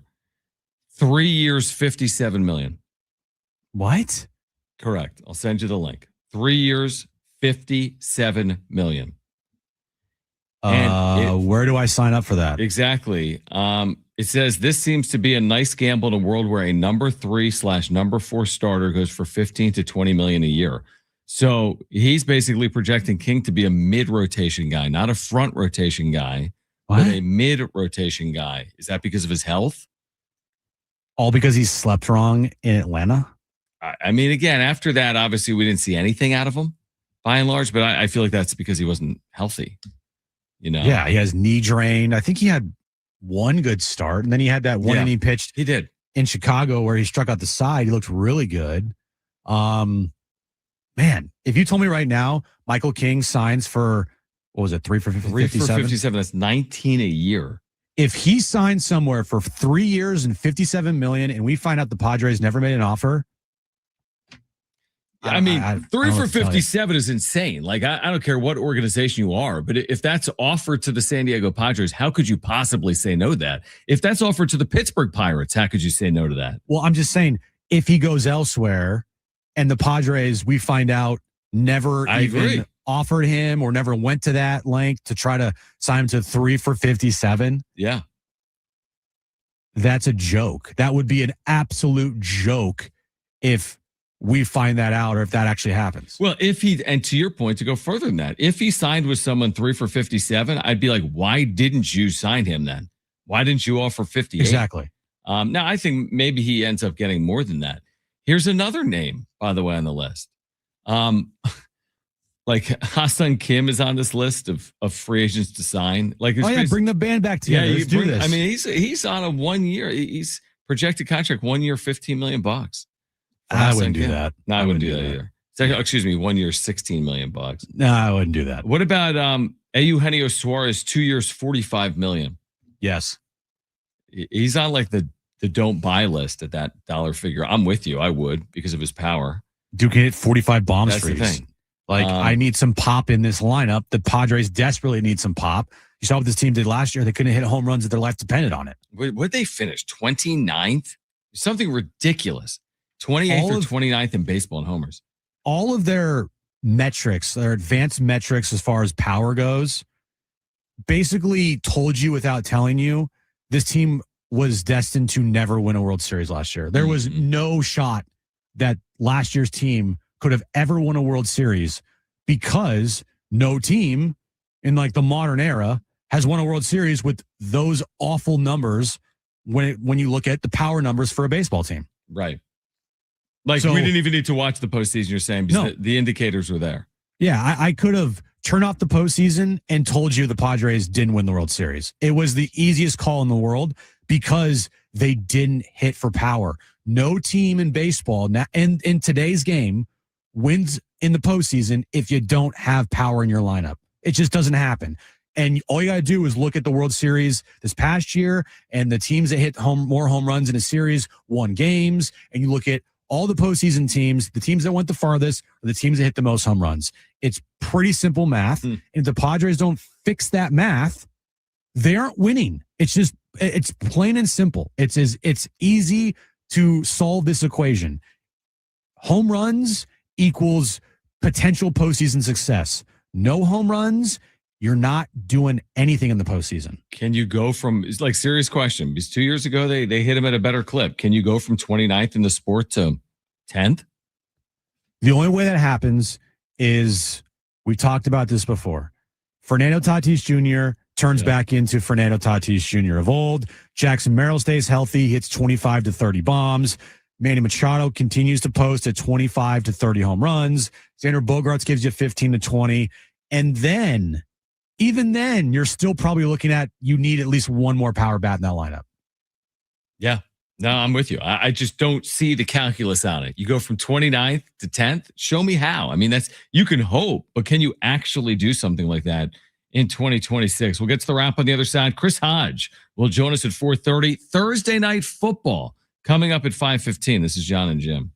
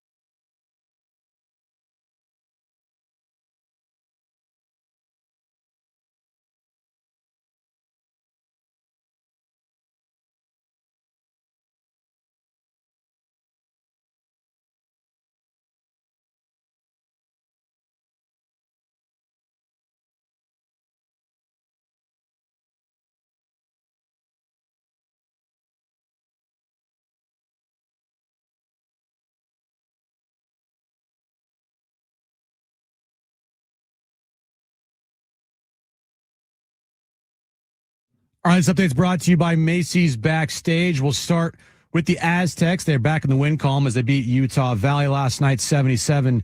BJ Davis led the way off the bench with 18 points. And the Padres made a huge signing today as they signed right-handed pitcher Tai Adcock to the Major League roster. Macy's Backstage is a whole department inside your Macy's store where you can find so many holiday essentials, all for under $25 with new arrivals every day. You never know what amazing deals you'll find. Don't wait. Find a location at macysbackstage.com.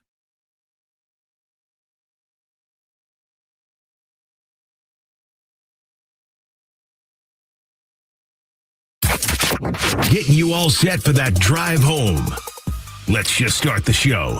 Here's Jon and Jim. All right, San Diego and Southern California, what's going on? This is hour 3. We're here until 5:15. We've got Thursday Night Football, Cowboys, Lions. We have Chris Hodge taking Vegas. So I'll have free picks. College and NFL coming up at 4:30. This is Conference Championship weekend.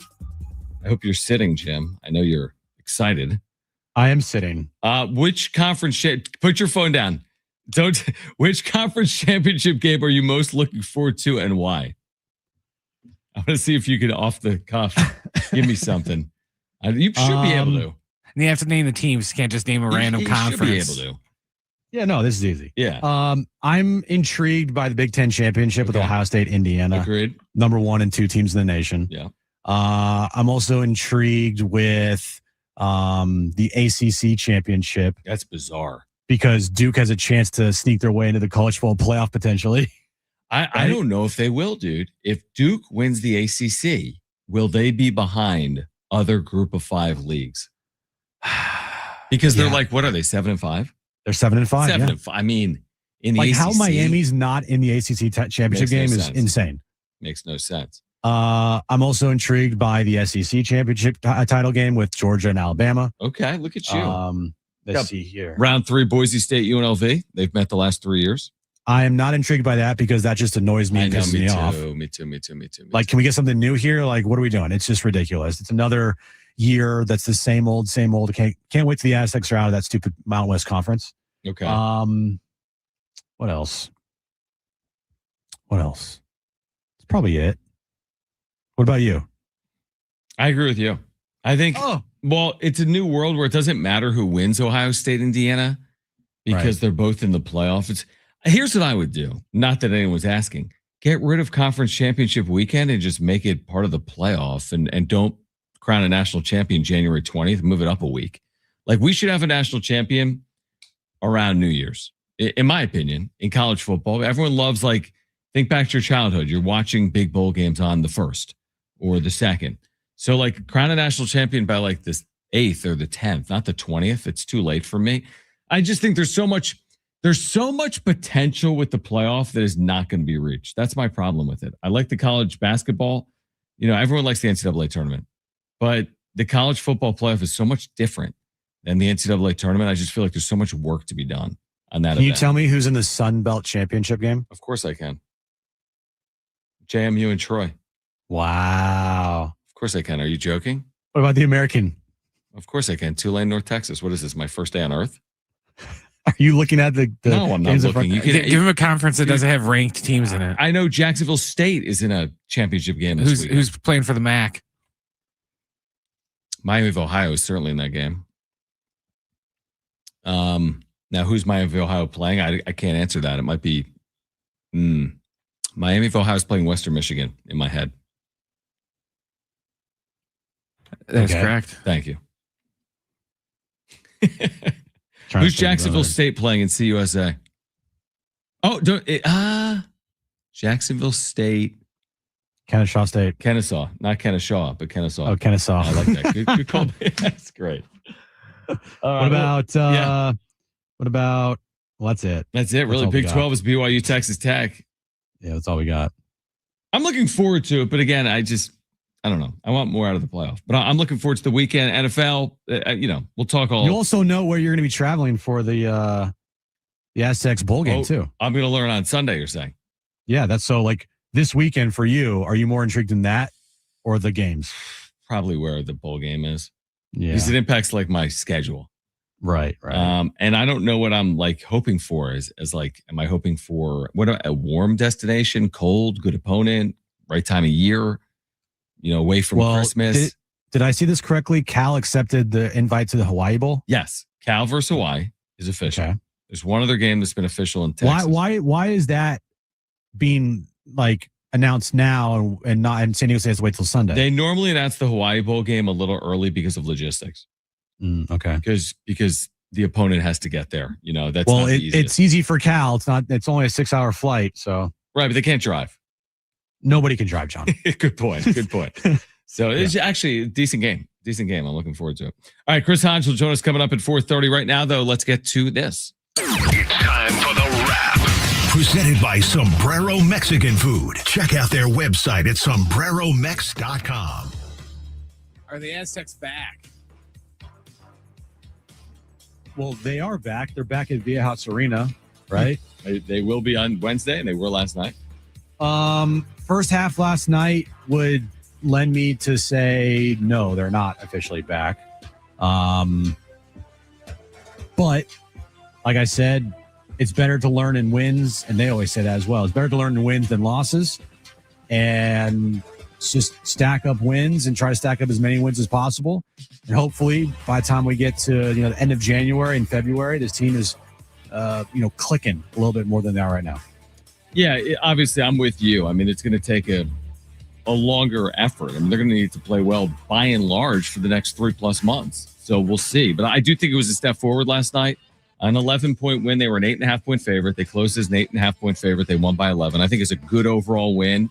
See if they can build off it next week against Lamar. Then conference play starts December 17th at home against the Air Force Academy. So hopefully an opportunity for San Diego State to rattle off a couple of wins in a row.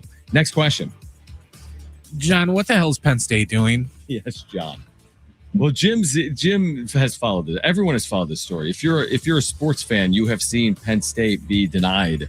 This is like Dikembe Mutombo in his prime. Like they've been like blocked at the rim like 15 times. I mean, it's to the point where it's kind of comical. And eliminate the words kind of. I have no idea what they are doing. I think it might cost their athletic director his job, would be my guess. What are you doing? You fired James Franklin 55 days ago, and you're the only team that doesn't have a head coach by and large in FBS football. It doesn't make any sense. So is there some grand plan? Is Mike Tomlin walking through that door? Is Bill Belichick? I'm kidding. Is George Halas? Is Vince Lombardi? Like, what is the grand plan for Penn State? Because it's played out over 55 days. Well, here's what I think is happening, and it's not my take. It's what I've read. Is this coming from Aaron's dad? No, it's not. Okay, not actually. So we talked a little bit about this yesterday when you left. Jimmy Sexton, you know him, right? Power agent. Power agent. Guess who he was an agent for? Or is an agent for? James Franklin. I know. Also, Jimmy Sexton. He controls basically all the moves in college football for all the big schools, for everybody. Right. And the CEO of Crumble Cookie the other day was pissed off about James Franklin. No, he was pissed off about them going after BYU's head coach because he's a BYU alum. And then, so the whole thing, I think, is Jimmy Sexton making life hell for Penn State's AD to hire a new head coach. But why? I've seen that take on social as well. But what's the theory on that? Wouldn't he want one of his clients going there, even if James Franklin is not the first coach to be fired that Jimmy Sexton represents, right? Like, wouldn't he just want to represent the next guy that's going to make $11 million a year and get 5% of it? Maybe, but I don't know. I mean, it's an interesting theory. I don't know. I feel like other coaches get fired. I was this firing was it a surprise? Because I think it was a surprise to a lot of people, right? Yeah, I mean, they started number 2 in the nation, then they lost 3 straight games. It's like James Franklin. All he did there was win. He just never could win the big game. Right. And now in the first end, year, kind of the first year that he had struggles and loses a couple games in a row, they fire him. Yeah, I mean, that's fair. What do you got, Brian? I was gonna say, I told John in the commercial break that they kind of reminded me of the Cowboys last year, to where they thought everyone was gonna line up and be waiting out in front of Jerry World to come apply for that job, and then everyone they asked was like, "No, I'm cool, I don't want it. No, I'm good, I don't want it." And then by the time they actually hired a coach, they had to hire the only guy that was pretty much left, and they didn't really get who they wanted. And that's kind of what Penn State's doing now. Is they're like, "Hey, do you want to coach?" "No, I don't." Okay. It's gonna be like Ornberger. it's gonna be like it's gonna be you and Rich. Exactly. Next question. Who wins tonight's Lions Cowboys showdown? This is in Detroit, correct? Correct. I'm gonna go with the Lions on this one.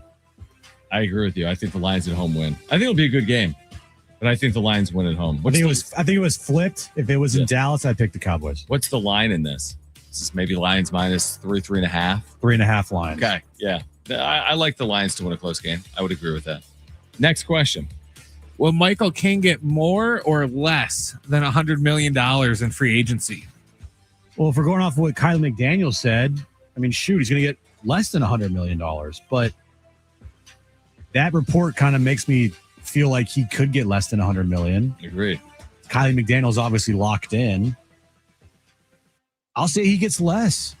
I've always thought that he could get more.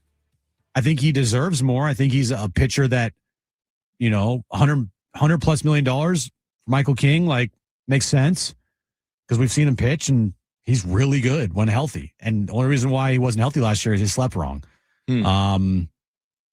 But Kylie McDaniel throwing out 3 for 57 makes me kind of wonder, like, is there something going on here? So I'll say under. I'll say under 100 million. I completely agree with you. I would have said 100 plus. Now I'm thinking, even if 57 is low, how low is it? I mean, maybe it's 4 for 80, but 100 seems like maybe a reach. I thought Dylan Cease set the market higher, and that would benefit Michael King. I mean, Cease got over $200 million.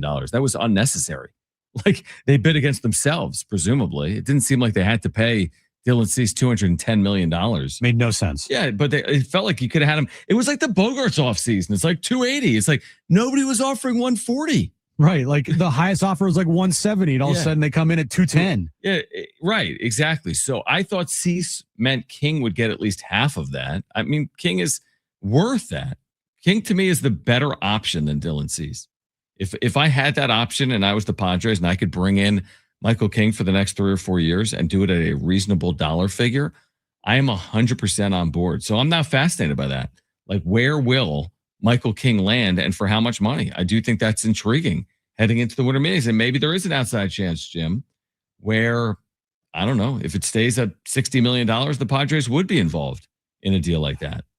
And maybe we're completely wrong on this. And maybe Dylan Cease goes out and he finishes top 3 in Cy Young voting next year in the American League. And Michael King goes out for next season and kind of looks like a middle of the road number 3 starter. Like, maybe we're completely wrong, but what we watched the last 2 seasons when those 2 guys were healthy, I mean, you ask any Padres fan, like, who do you think was a better pitcher, Michael King or Dylan Cease? And I think 9 out of 10 Padres fans, maybe 10 out of 10 would tell you Michael King. I agree. Yeah, I mean, 70470 started with team. Who would you want, King or Cease? I mean, again, it's theoretical at this point because Cease isn't coming back, and we don't know about King. But I mean, who would you prefer if you could have either of them on the 2026 Padres, Michael King or Dylan Cease? 70470 started with the word team, plus another Padres move at this hour. That we'll discuss on the other side. Plus, Chris Hodge taking Vegas at 4:30 and Thursday Night Football coming up at 5:15 right here on Jon and Jim.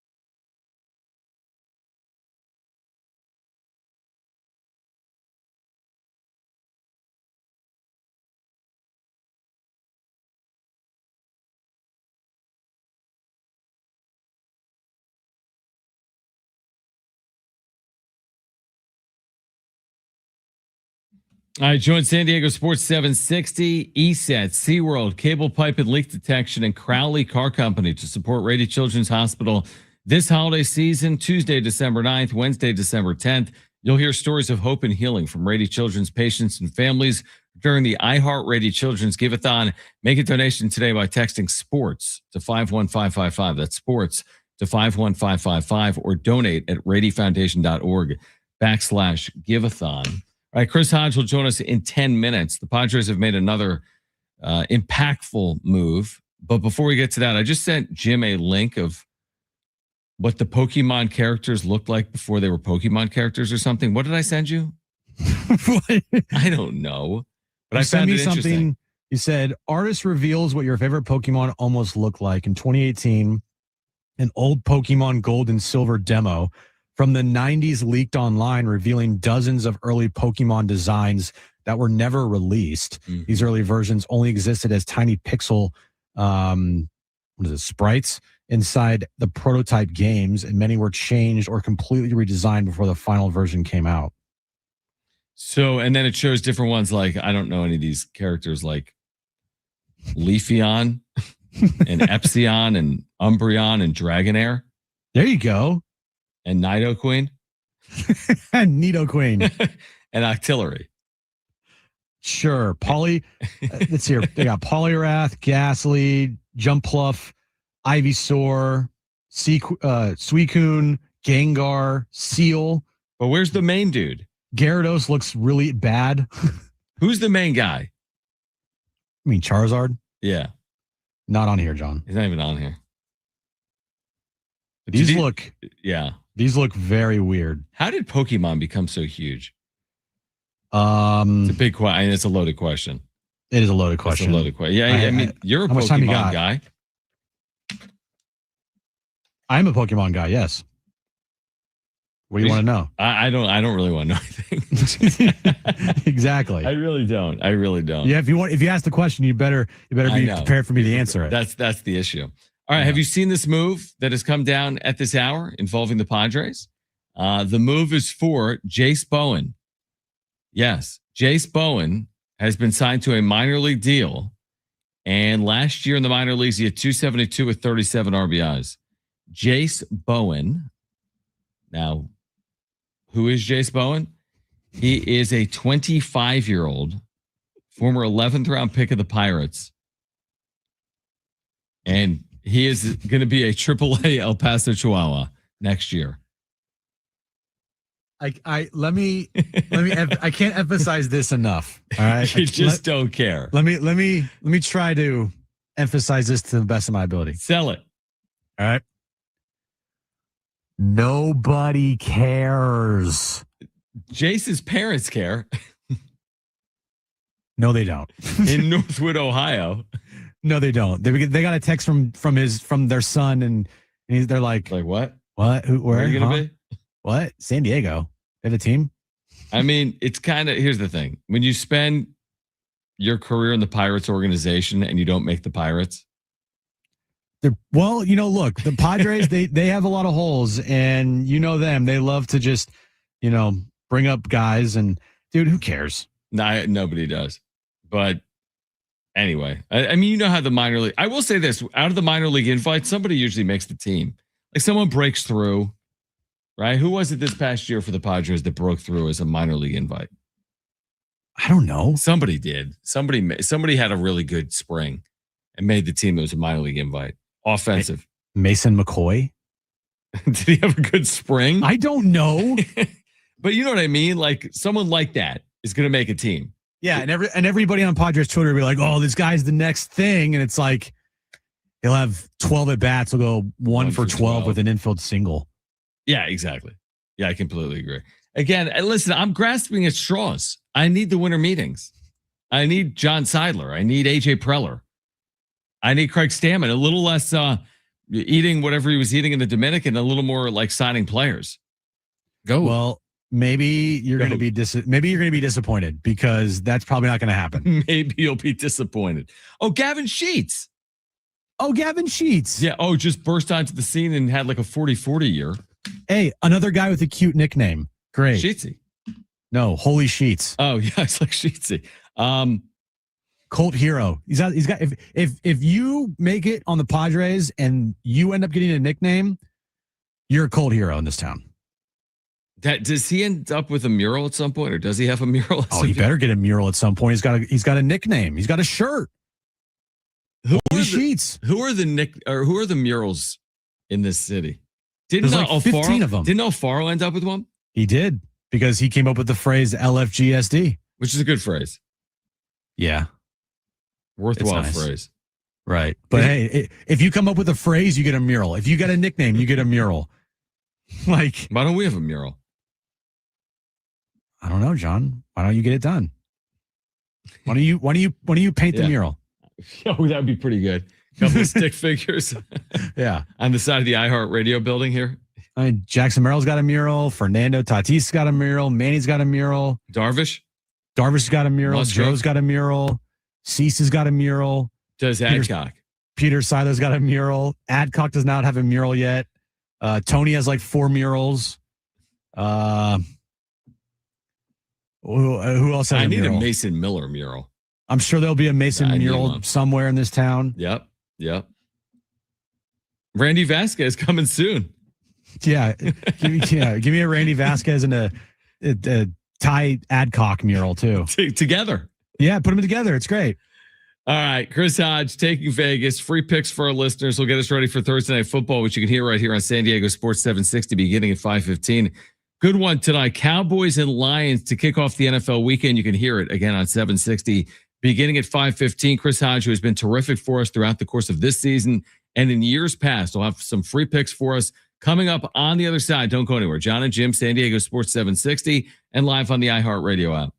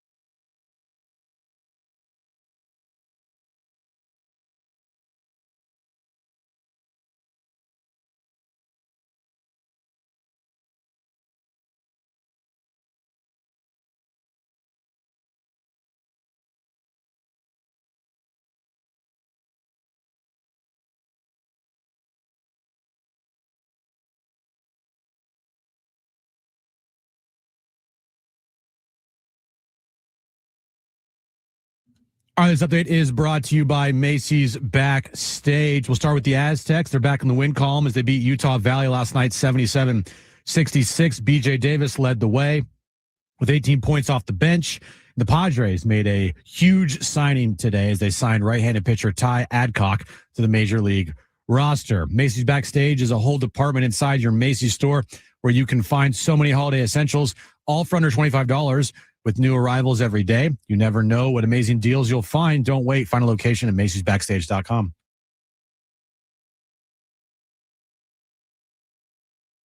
All right, Jon and Jim, San Diego Sports 760. Great time of year. Always great to connect with Chris Hodge, who has been so good for our listeners again this season throughout the course of all these years on 760. Chris Hodge back with us, takingvegas.com. You can catch him, of course, weekends right here on San Diego Sports 760 as well. So 19-13 with the free plays this year right here on 760. There was a big game tonight between the Lions and the Cowboys. And first of all, Chris, hope you had a great holiday last week. We're looking forward to December. How can our listeners get tonight? Dallas, Detroit to kick off Thursday Night Football.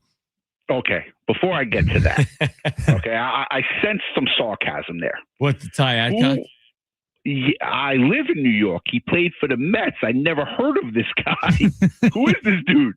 We're asking the same question today, Chris. The all we have is just puns for his last name. That's it. Jim loves the name. Bad puns that we don't want the FCC coming down on us for, so we won't talk about any of that. Well, it's too late because we already did it. Oh my! Well, I won't do that to you guys.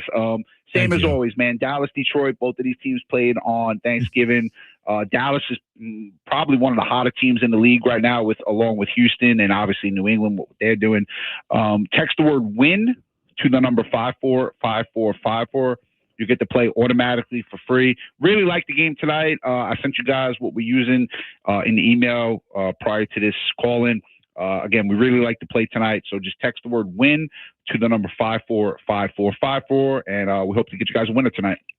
All right, so let's go to college football. The big ACC championship game, of course, as everyone expected, Duke and Virginia. What do you got in that one? Okay, so before I get started with this game, I feel like I have to say this, right? Okay, so what I'm about to say, it is not the opinion of your station. Okay, so we're clear, right? Okay, here we go. I've watched college football all year long. The ACC is the worst officiated conference that there has ever been and will ever be. They are terrible. Now, the CFP, if you guys watched on Tuesday, they have Miami currently out. If Duke wins this game, there is a great chance that the ACC will not make the CFP. If they don't make the CFP, they miss out on $4 million just to get in, and that's not even including if they actually win games. Now, I have watched this conference. I believe, again, my opinion, I'm going to preempt it, that is the dirtiest conference in terms of football in America. The calls that I have watched in these ACC games are insane. Now, it behooves the ACC to have Virginia win this game. I'm not going with rushing yards, passing yards, offensive line, defensive line. I'm telling you right now, the ACC needs Virginia to win this game because if Virginia wins this game, they get in. If Duke wins this game, Duke is not in the CFP, and it's probably James Madison of all teams in their spot, which the CFP doesn't want. So, all of that being said, Virginia is the better football team. They played a couple weeks ago, and Virginia dominated them, put up over 500 yards. But it really is important to not only the ACC, but the CFP to make sure that Virginia wins this game. Virginia is -4. I feel like they're going to get the calls in the game. I feel like they're the better team. And I would absolutely load up. And I don't say that often on your show. I'm always respectful. Load up on Virginia. I don't feel there's any way that they are going to allow Duke to win this football game or even stay in it. They don't even want to take a chance. So I'm going with Virginia -4. It's so funny you say that. I've been thinking the same thing. I'm like, what kind of look is that for the ACC if their conference champion is not in the college football playoff because it's the 7-5 Duke Blue Devils? I've been thinking the exact same thing. Chris Hodge is with us. We could talk about it like as a debate. Like I believe Miami should be in over Notre Dame. They beat them. They beat them. Exactly. Like, what are we doing here? Like, I don't understand. They both have 2 losses.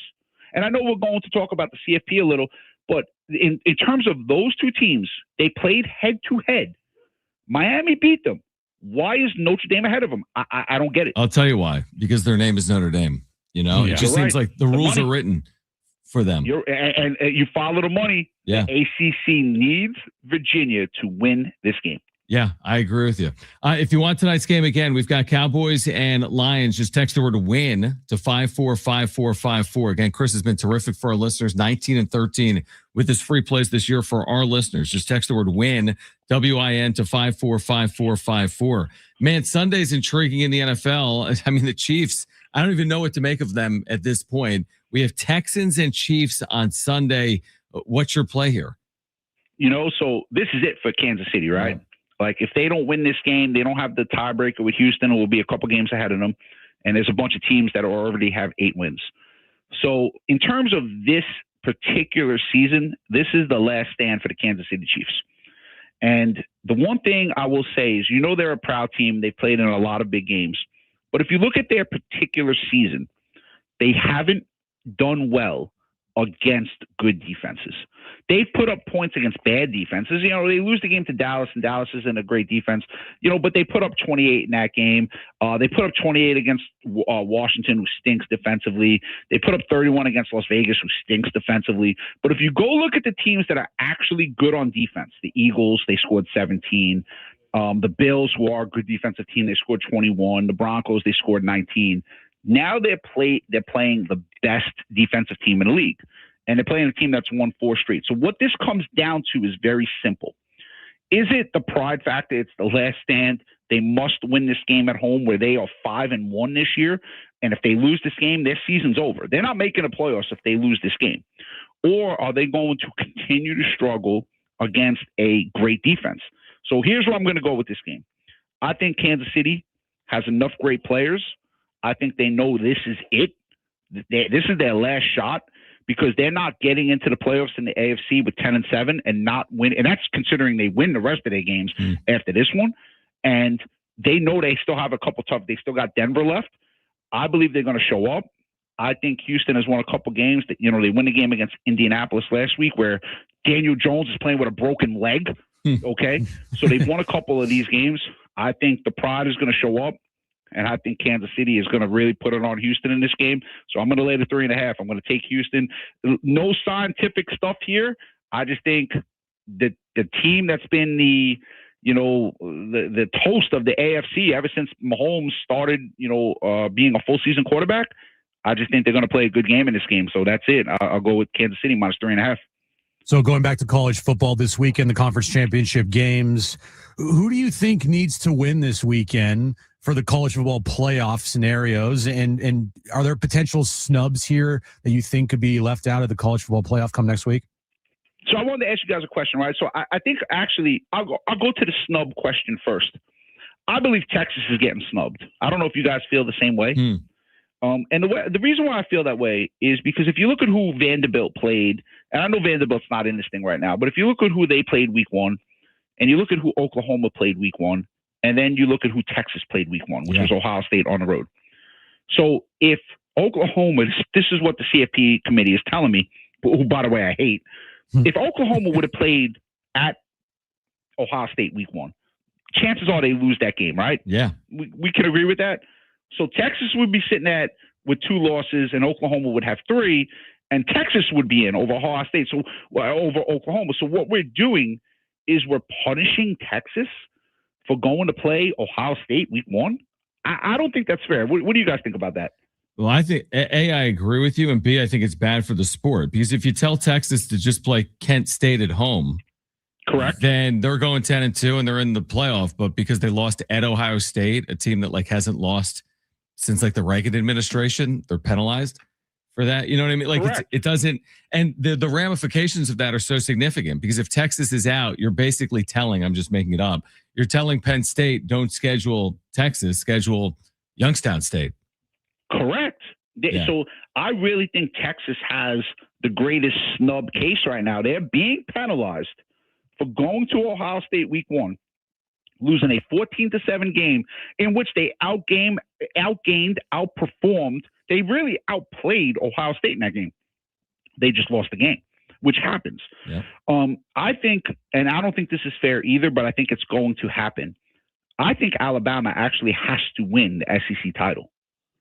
I think if Alabama loses this week to Georgia, which means they would have had to beat Georgia twice this season.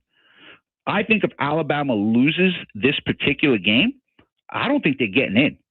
I think they might slide Miami in with a 2-loss Miami. So now what we're doing, and again, I don't know if this has happened. This is just in my mind. So now we're going to punish a team that had to play in their conference championship game. Now, Oklahoma beat Alabama head-to-head on the road. So this is very interesting how this is happening. Like, if Alabama loses this week, it would not shock me if they're out. I don't know if you guys agree with that, but that's what I'm thinking right now. I haven't done enough of a deep dive, and I'm a diehard college football fan, but I'm with you. I absolutely despise the format of the CFP. I love the idea of a playoff. I hate the way it's executed. I don't have all the answers. I like the NCAA tournament. I hate the CFP, and somebody needs to figure out a better way to do it. And I don't mean to cut you off. Here's what I do. I just keep it simple. 1 through 12. Who are the best 12 teams in the country? Yeah. I don't care who wins a conference title, who wins this, who wins that. 1 through 12, who are the best 12 teams, and that's who plays, and just line them up, rank them, group them, however you want to do it. What's 1 through 12? I think they're going to expand to 16 anyway. Yeah. But right now, 1 through 12, and that's it. That's what I would do, because there's a good to fair chance that James Madison and the winner of the North Texas Tulane game playing this thing, they're going to be plus 24 against whoever they play, and they're going to lose by 100. And we're going to waste our time watching the game. Stay tuned. Stay tuned for that game. Chris, before you get out of here, obviously college basketball well underway. There's been tons of good non-conference action. We're heading towards conference play. I know you had a ton of success last year, I remember, with your college basketball plays. What do you want our listeners to know about college basketball season now underway? So right now we're off to a 25-14 start. I say it all the time. If you guys listen, for everyone out there, if you listen to the Bet Big, Talk Loud podcast, I say it all the time. The sport we make the most money in is college basketball. There are so many variables in football, coaching decisions, referee calls, weather. This stuff does not exist in college basketball. One play in a college basketball game does not dictate what happens in the game. Any customer who's listening to your show right now, who's spoken to me, I've said the same thing. College basketball is where we make the bulk of our money. We're really excited about a couple matchups that are coming up on Saturday and Sunday. And this coming Tuesday, we have a couple matchups as well. So anyone who wants to get involved, text the word WIN to the number 545454. You get Dallas, Detroit tonight absolutely free. And then we'll tell you how to get involved with our college basketball, which you guys said it. We had a great year last year. We're off to a 25-14 start this year, and we'll look to keep it going. Chris, we always appreciate you, man. Big time weekend, and we'll catch up again next week. We'll know college football playoff matchups. We're heading towards the NFL postseason, and you'll have some free picks for our listeners next Thursday night. So thanks for hopping on, man. Yeah, man. Enjoy that relief pitch you guys got. I hope he does well for you guys. It's a big year. Can't wait. Big year coming up. Yeah, he's the missing piece. He fills all the holes, Chris. Yeah. Look out, Dodgers. All right, thanks, Chris. You guys are great, man. Have a great night, all right? Chris Hodge taking Vegas. Again, if you want tonight's game for free, text WIN to 545454. We're getting you ready for Thursday Night Football. We're here until 5:15. This is Jon and Jim.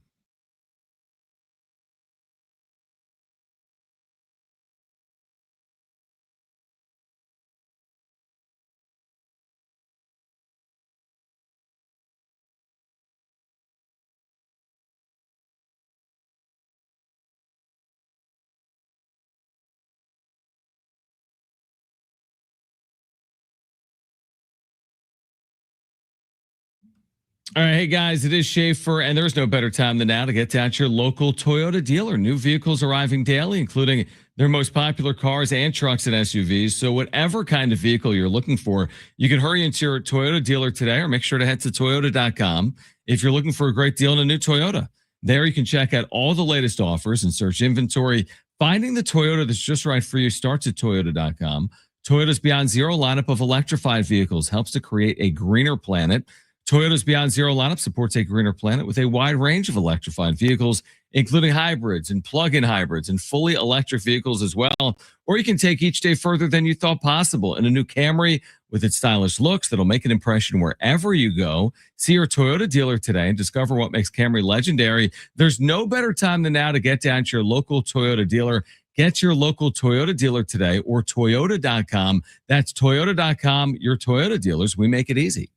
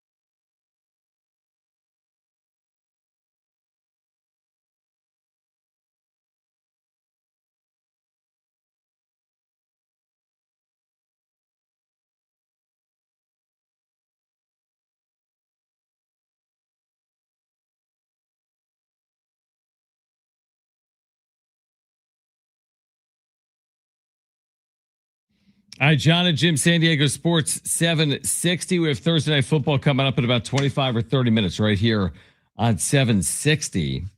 We've been talking about the Padres today, some minor moves. We've spent more time talking about the relief pitcher's last name than anything else. In addition tonight, the last name is more intriguing than the actual pitcher itself. Yeah, I mean, there's really not a lot to be said about adding a guy that made 3 appearances in the major leagues last year and threw 3 innings.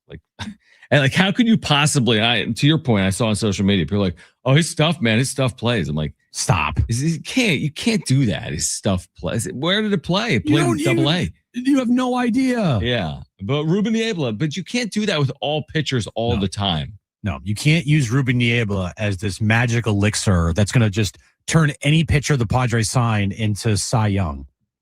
Exactly. You can't do that. At some point, you have to go out and sign real talent. Now, if this guy does turn into a valuable piece this upcoming season, and Randy Vasquez continues to grow and get better, and you have Johnny Brito be a big part of this rotation, then yeah, maybe I'll say, you know what, Ruben Niebla is working his magic with these pitchers. But at the same time, I just, that's too much to put on Ruben's shoulders. He is a great pitching coach. He is not going to make every single pitcher that comes to the Padres organization the next coming of Sandy Koufax. Yeah, and how much can you squeeze out of a staff? How much can you squeeze out of a lemon? You don't have unlimited lemonade. You can't ask Ruben Niebla, they'll fix him. You can't do that with all players. And to your point, it's not reasonable. You can't expect fringe signings to impact the team impact players like Mason Miller or Robert Suarez, or in a rotation even a Dylan Cease or a Michael King. So again, You always are looking for diamonds in the rough. It's important, specifically for the Padres, and they've been good at it by and large, whether it's position player, reliever, starting pitcher, going back to the Seth Lugos of the world. They've had success, but you're playing with fire when you do this, right? When every offseason is under the radar this and fringe that, and trust me, believe me, you're capping your ceiling. I'm telling you, you're capping your ceiling if that's going to be the entire offseason. And exactly, 100% right. And the thing with Ruben Niebla, back to that, what I like about Ruben the most is he takes good pitchers and he makes them better. Mm-hmm. Like, I feel like he made Mason Miller, or at least he helped Mason Miller be a better version of himself. He helped Michael King be a better version of himself. Nick Pivetta, Dylan Cease to an extent, but Dylan Cease is just whatever. But you get my point. Like, he takes these good pitchers and he helps them become better. Not to say that he can't take a lower level pitcher and help him improve, because he absolutely can. But you're asking for a lot if you're asking him to go out and take the scraps from the bottom of the barrel and turn those guys into, like, every fifth day starters or competent late inning relievers to be relied on. Like, it's tough to always ask him to do that. Not to say that he hasn't done it, because he has done it.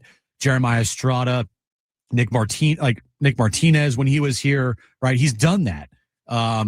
He's helped Adrian Morejon and turn into one of the best relievers in baseball.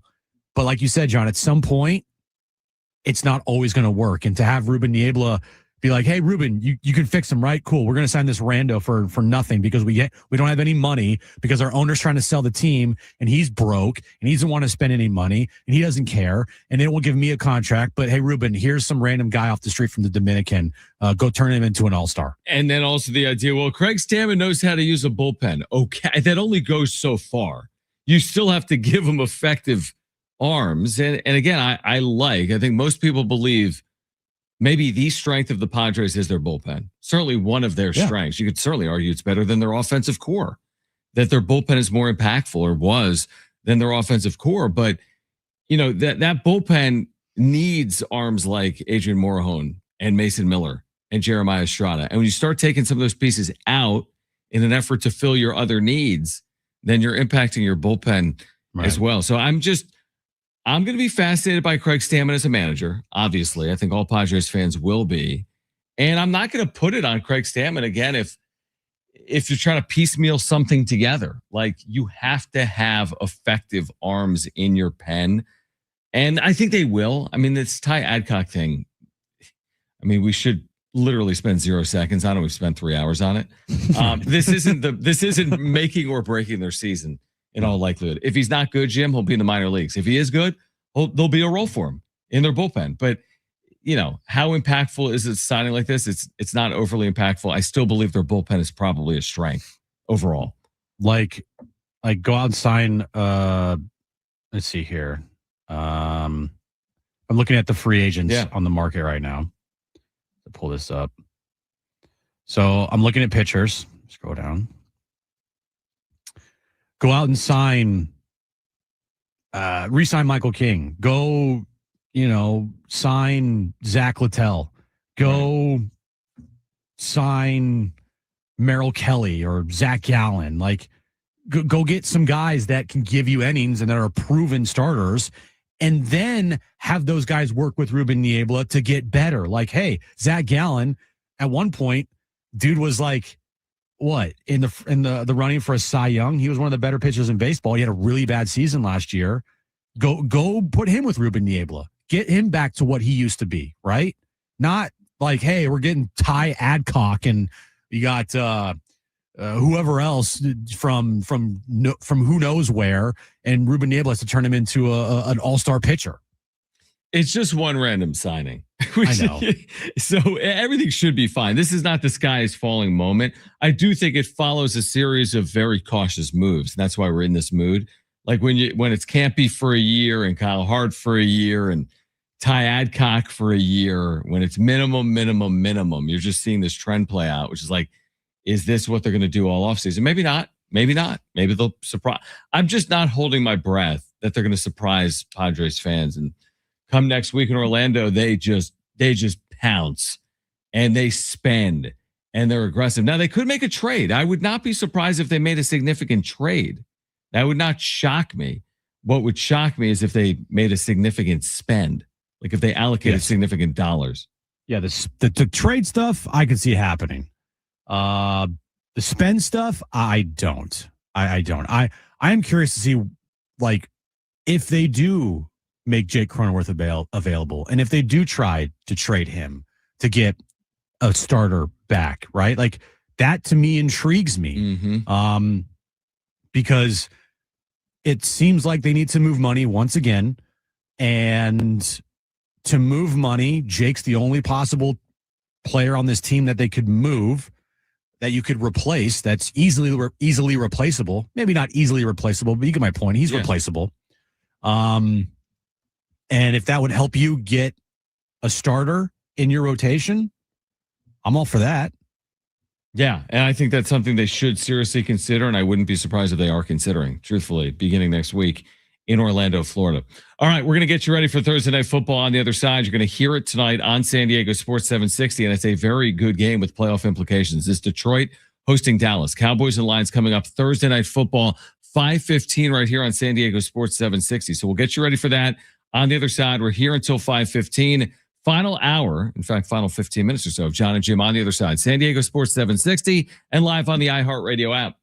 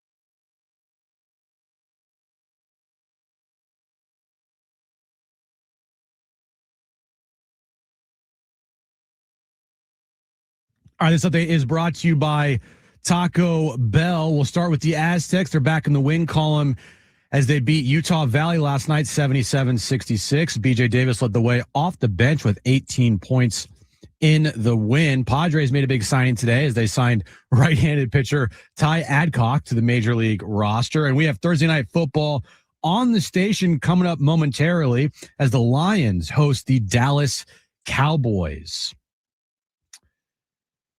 Taco Bell's Lux Craving Box gives you decadent options. $5 gets you fan favorites, $7 gets you the fancy stuff, and $9 sends you on a journey of flavor exploration. Get yours at participating stores for limited time. Prices and participation may vary. Drinks exclude freezes, taxes extra. Getting you all set for that drive home. Let's just start the show. Here's Jon and Jim. All right, San Diego and Southern California, what's going on? Final 15 minutes of Jon and Jim. We have Thursday Night Football coming up on the station. Detroit and Dallas. Good one in the NFC coming up at 5:15. You can hear it right here on 760. So we've mentioned, Jim, that you're out east visiting family in Philadelphia, where tonight your Warriors just so happen to be. Because in the NBA, that's how it works. The teams play the other teams. Right. So the Warriors are in Philadelphia. And they are getting slaughtered tonight. It's not going well. It's 56-34. We happen to have it on in the studio for whatever reason. It's on NBA TV. And it's 56-34 Philadelphia. Ooh. Steph Curry once again is scoreless. Because he's not playing, you idiot. Correct. It sounds better when I say it my way. Draymond Green has left the game due to like a foot injury or something. Great. And who else is out? Jimmy Butler. Oh, Jimmy, they're fine. But can they overcome not having Jimmy Butler, Steph Curry, and Draymond Green for the rest of the year? Let me answer that question for you. No, they're one of the worst basketball teams in the entire league without those three players. So I have a serious question. When the Warriors get healthy, and they inevitably will, and they position themselves for the spring and the postseason, what ceiling exists if they are healthy, but they're not seeded well? You know, they're like a 6, 7, 8. And they've got Steph and Jimmy Butler and Draymond Green healthy. The ceiling? Yeah, I think can they win around if they're a 6, 7, or 8 seed? Only if they're healthy. But if they're healthy, can they beat Oklahoma City? No one can beat Oklahoma City. Who's the second best team in the West right now? Right now it's the Lakers. Could they beat the Lakers if they were healthy? No. Okay, so basically, are you telling me season over? Yeah, this one's over. Come on. No, it's over. Their top three players are good enough, but their role players are all horrifically bad.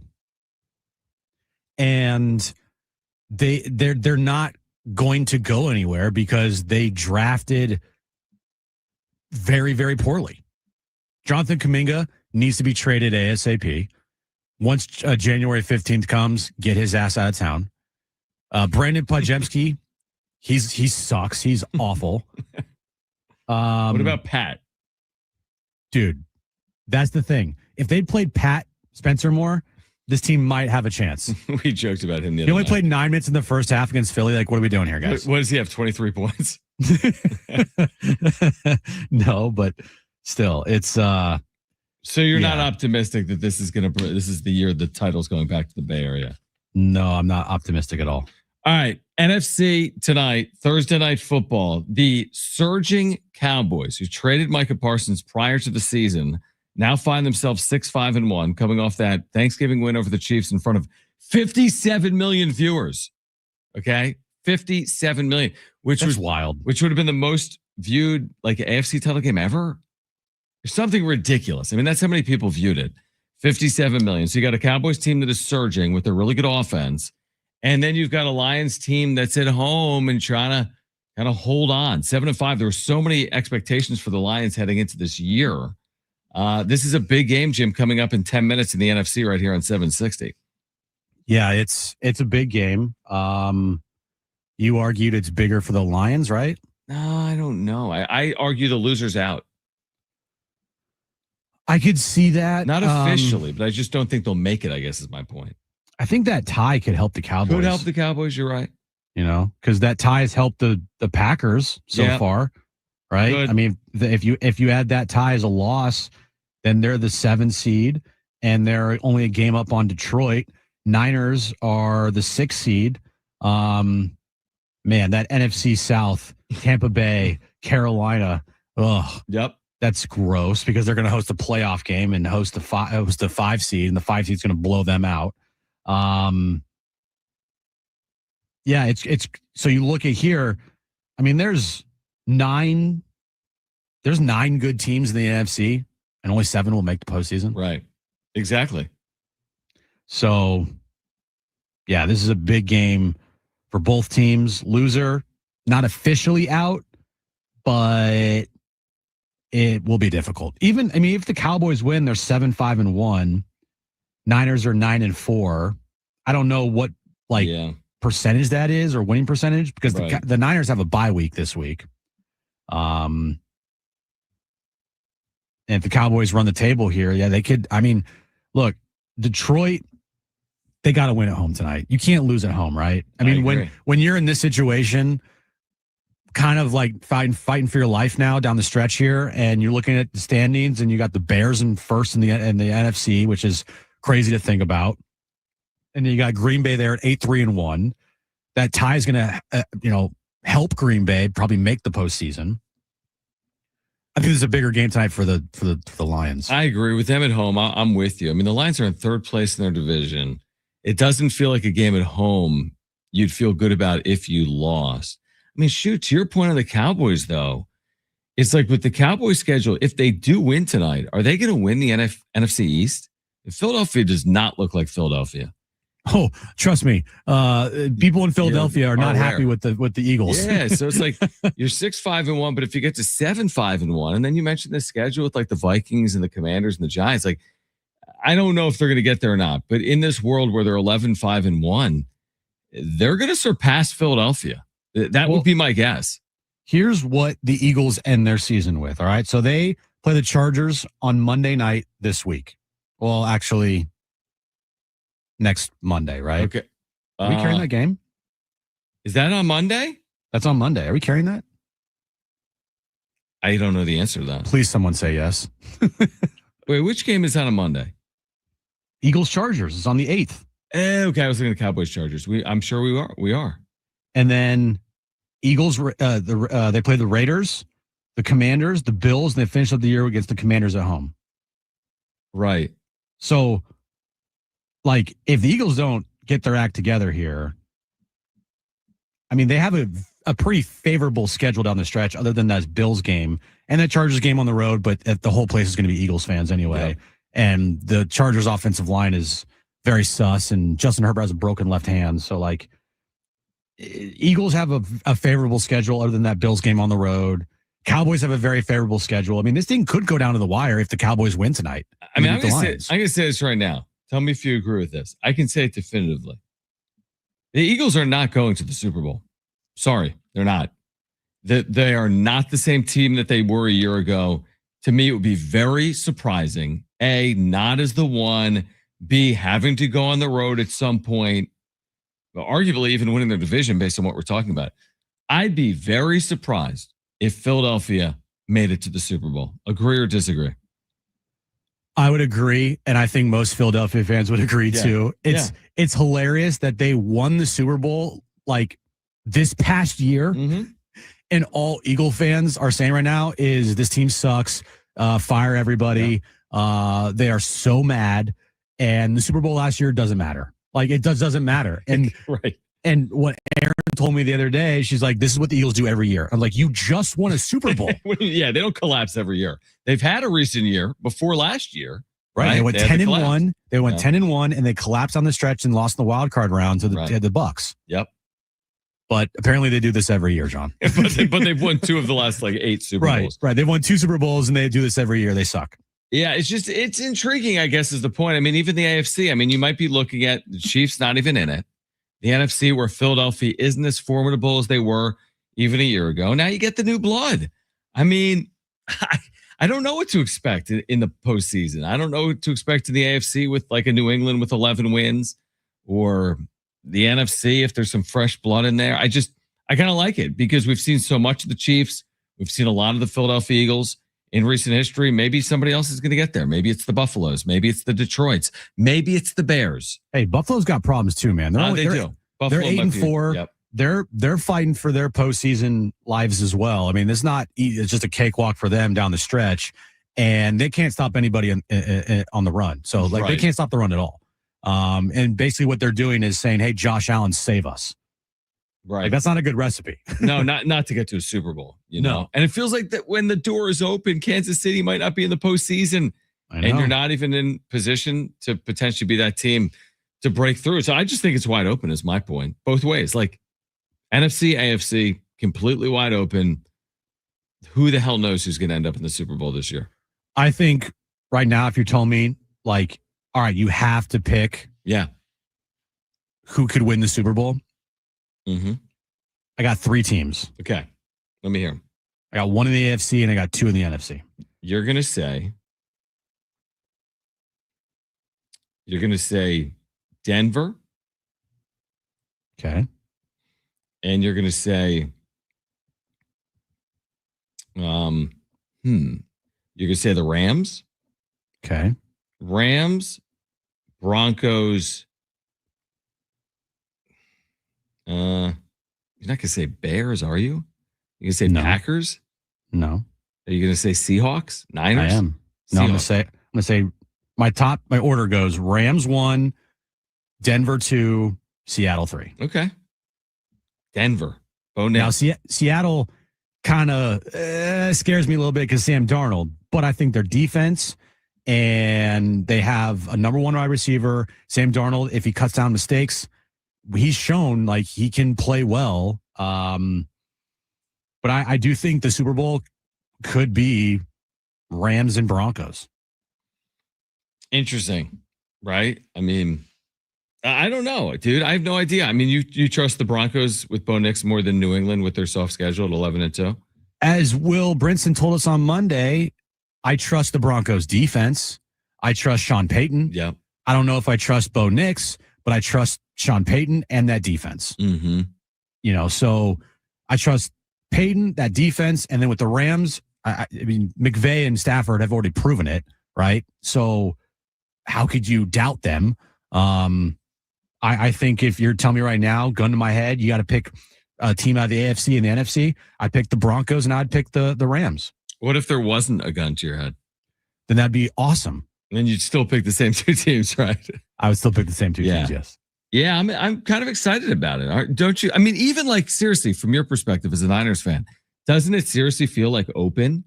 Like there's no like dominant players. Like, oh man, we got to play the Chicago Bears. There's no path. Right? Or you got to play the Green Bay Packers. There's no path. That to me doesn't scream like invincibility playing those teams. No, there's not. And I think if the Niners had a healthy Fred Warner and Nick Bosa, they would be much more scary. Mm-hmm. But 9-4, that's a very good record. Yeah. Their offense is healthy, right? Chris McCaffrey's having an all-pro year. Brock Purdy, but the loss of Fred Warner and Nick Bosa kind of just eliminates, for me, the 49ers in the conversation. Maybe. It certainly takes away their margin. Those 2 players are so important to their defense.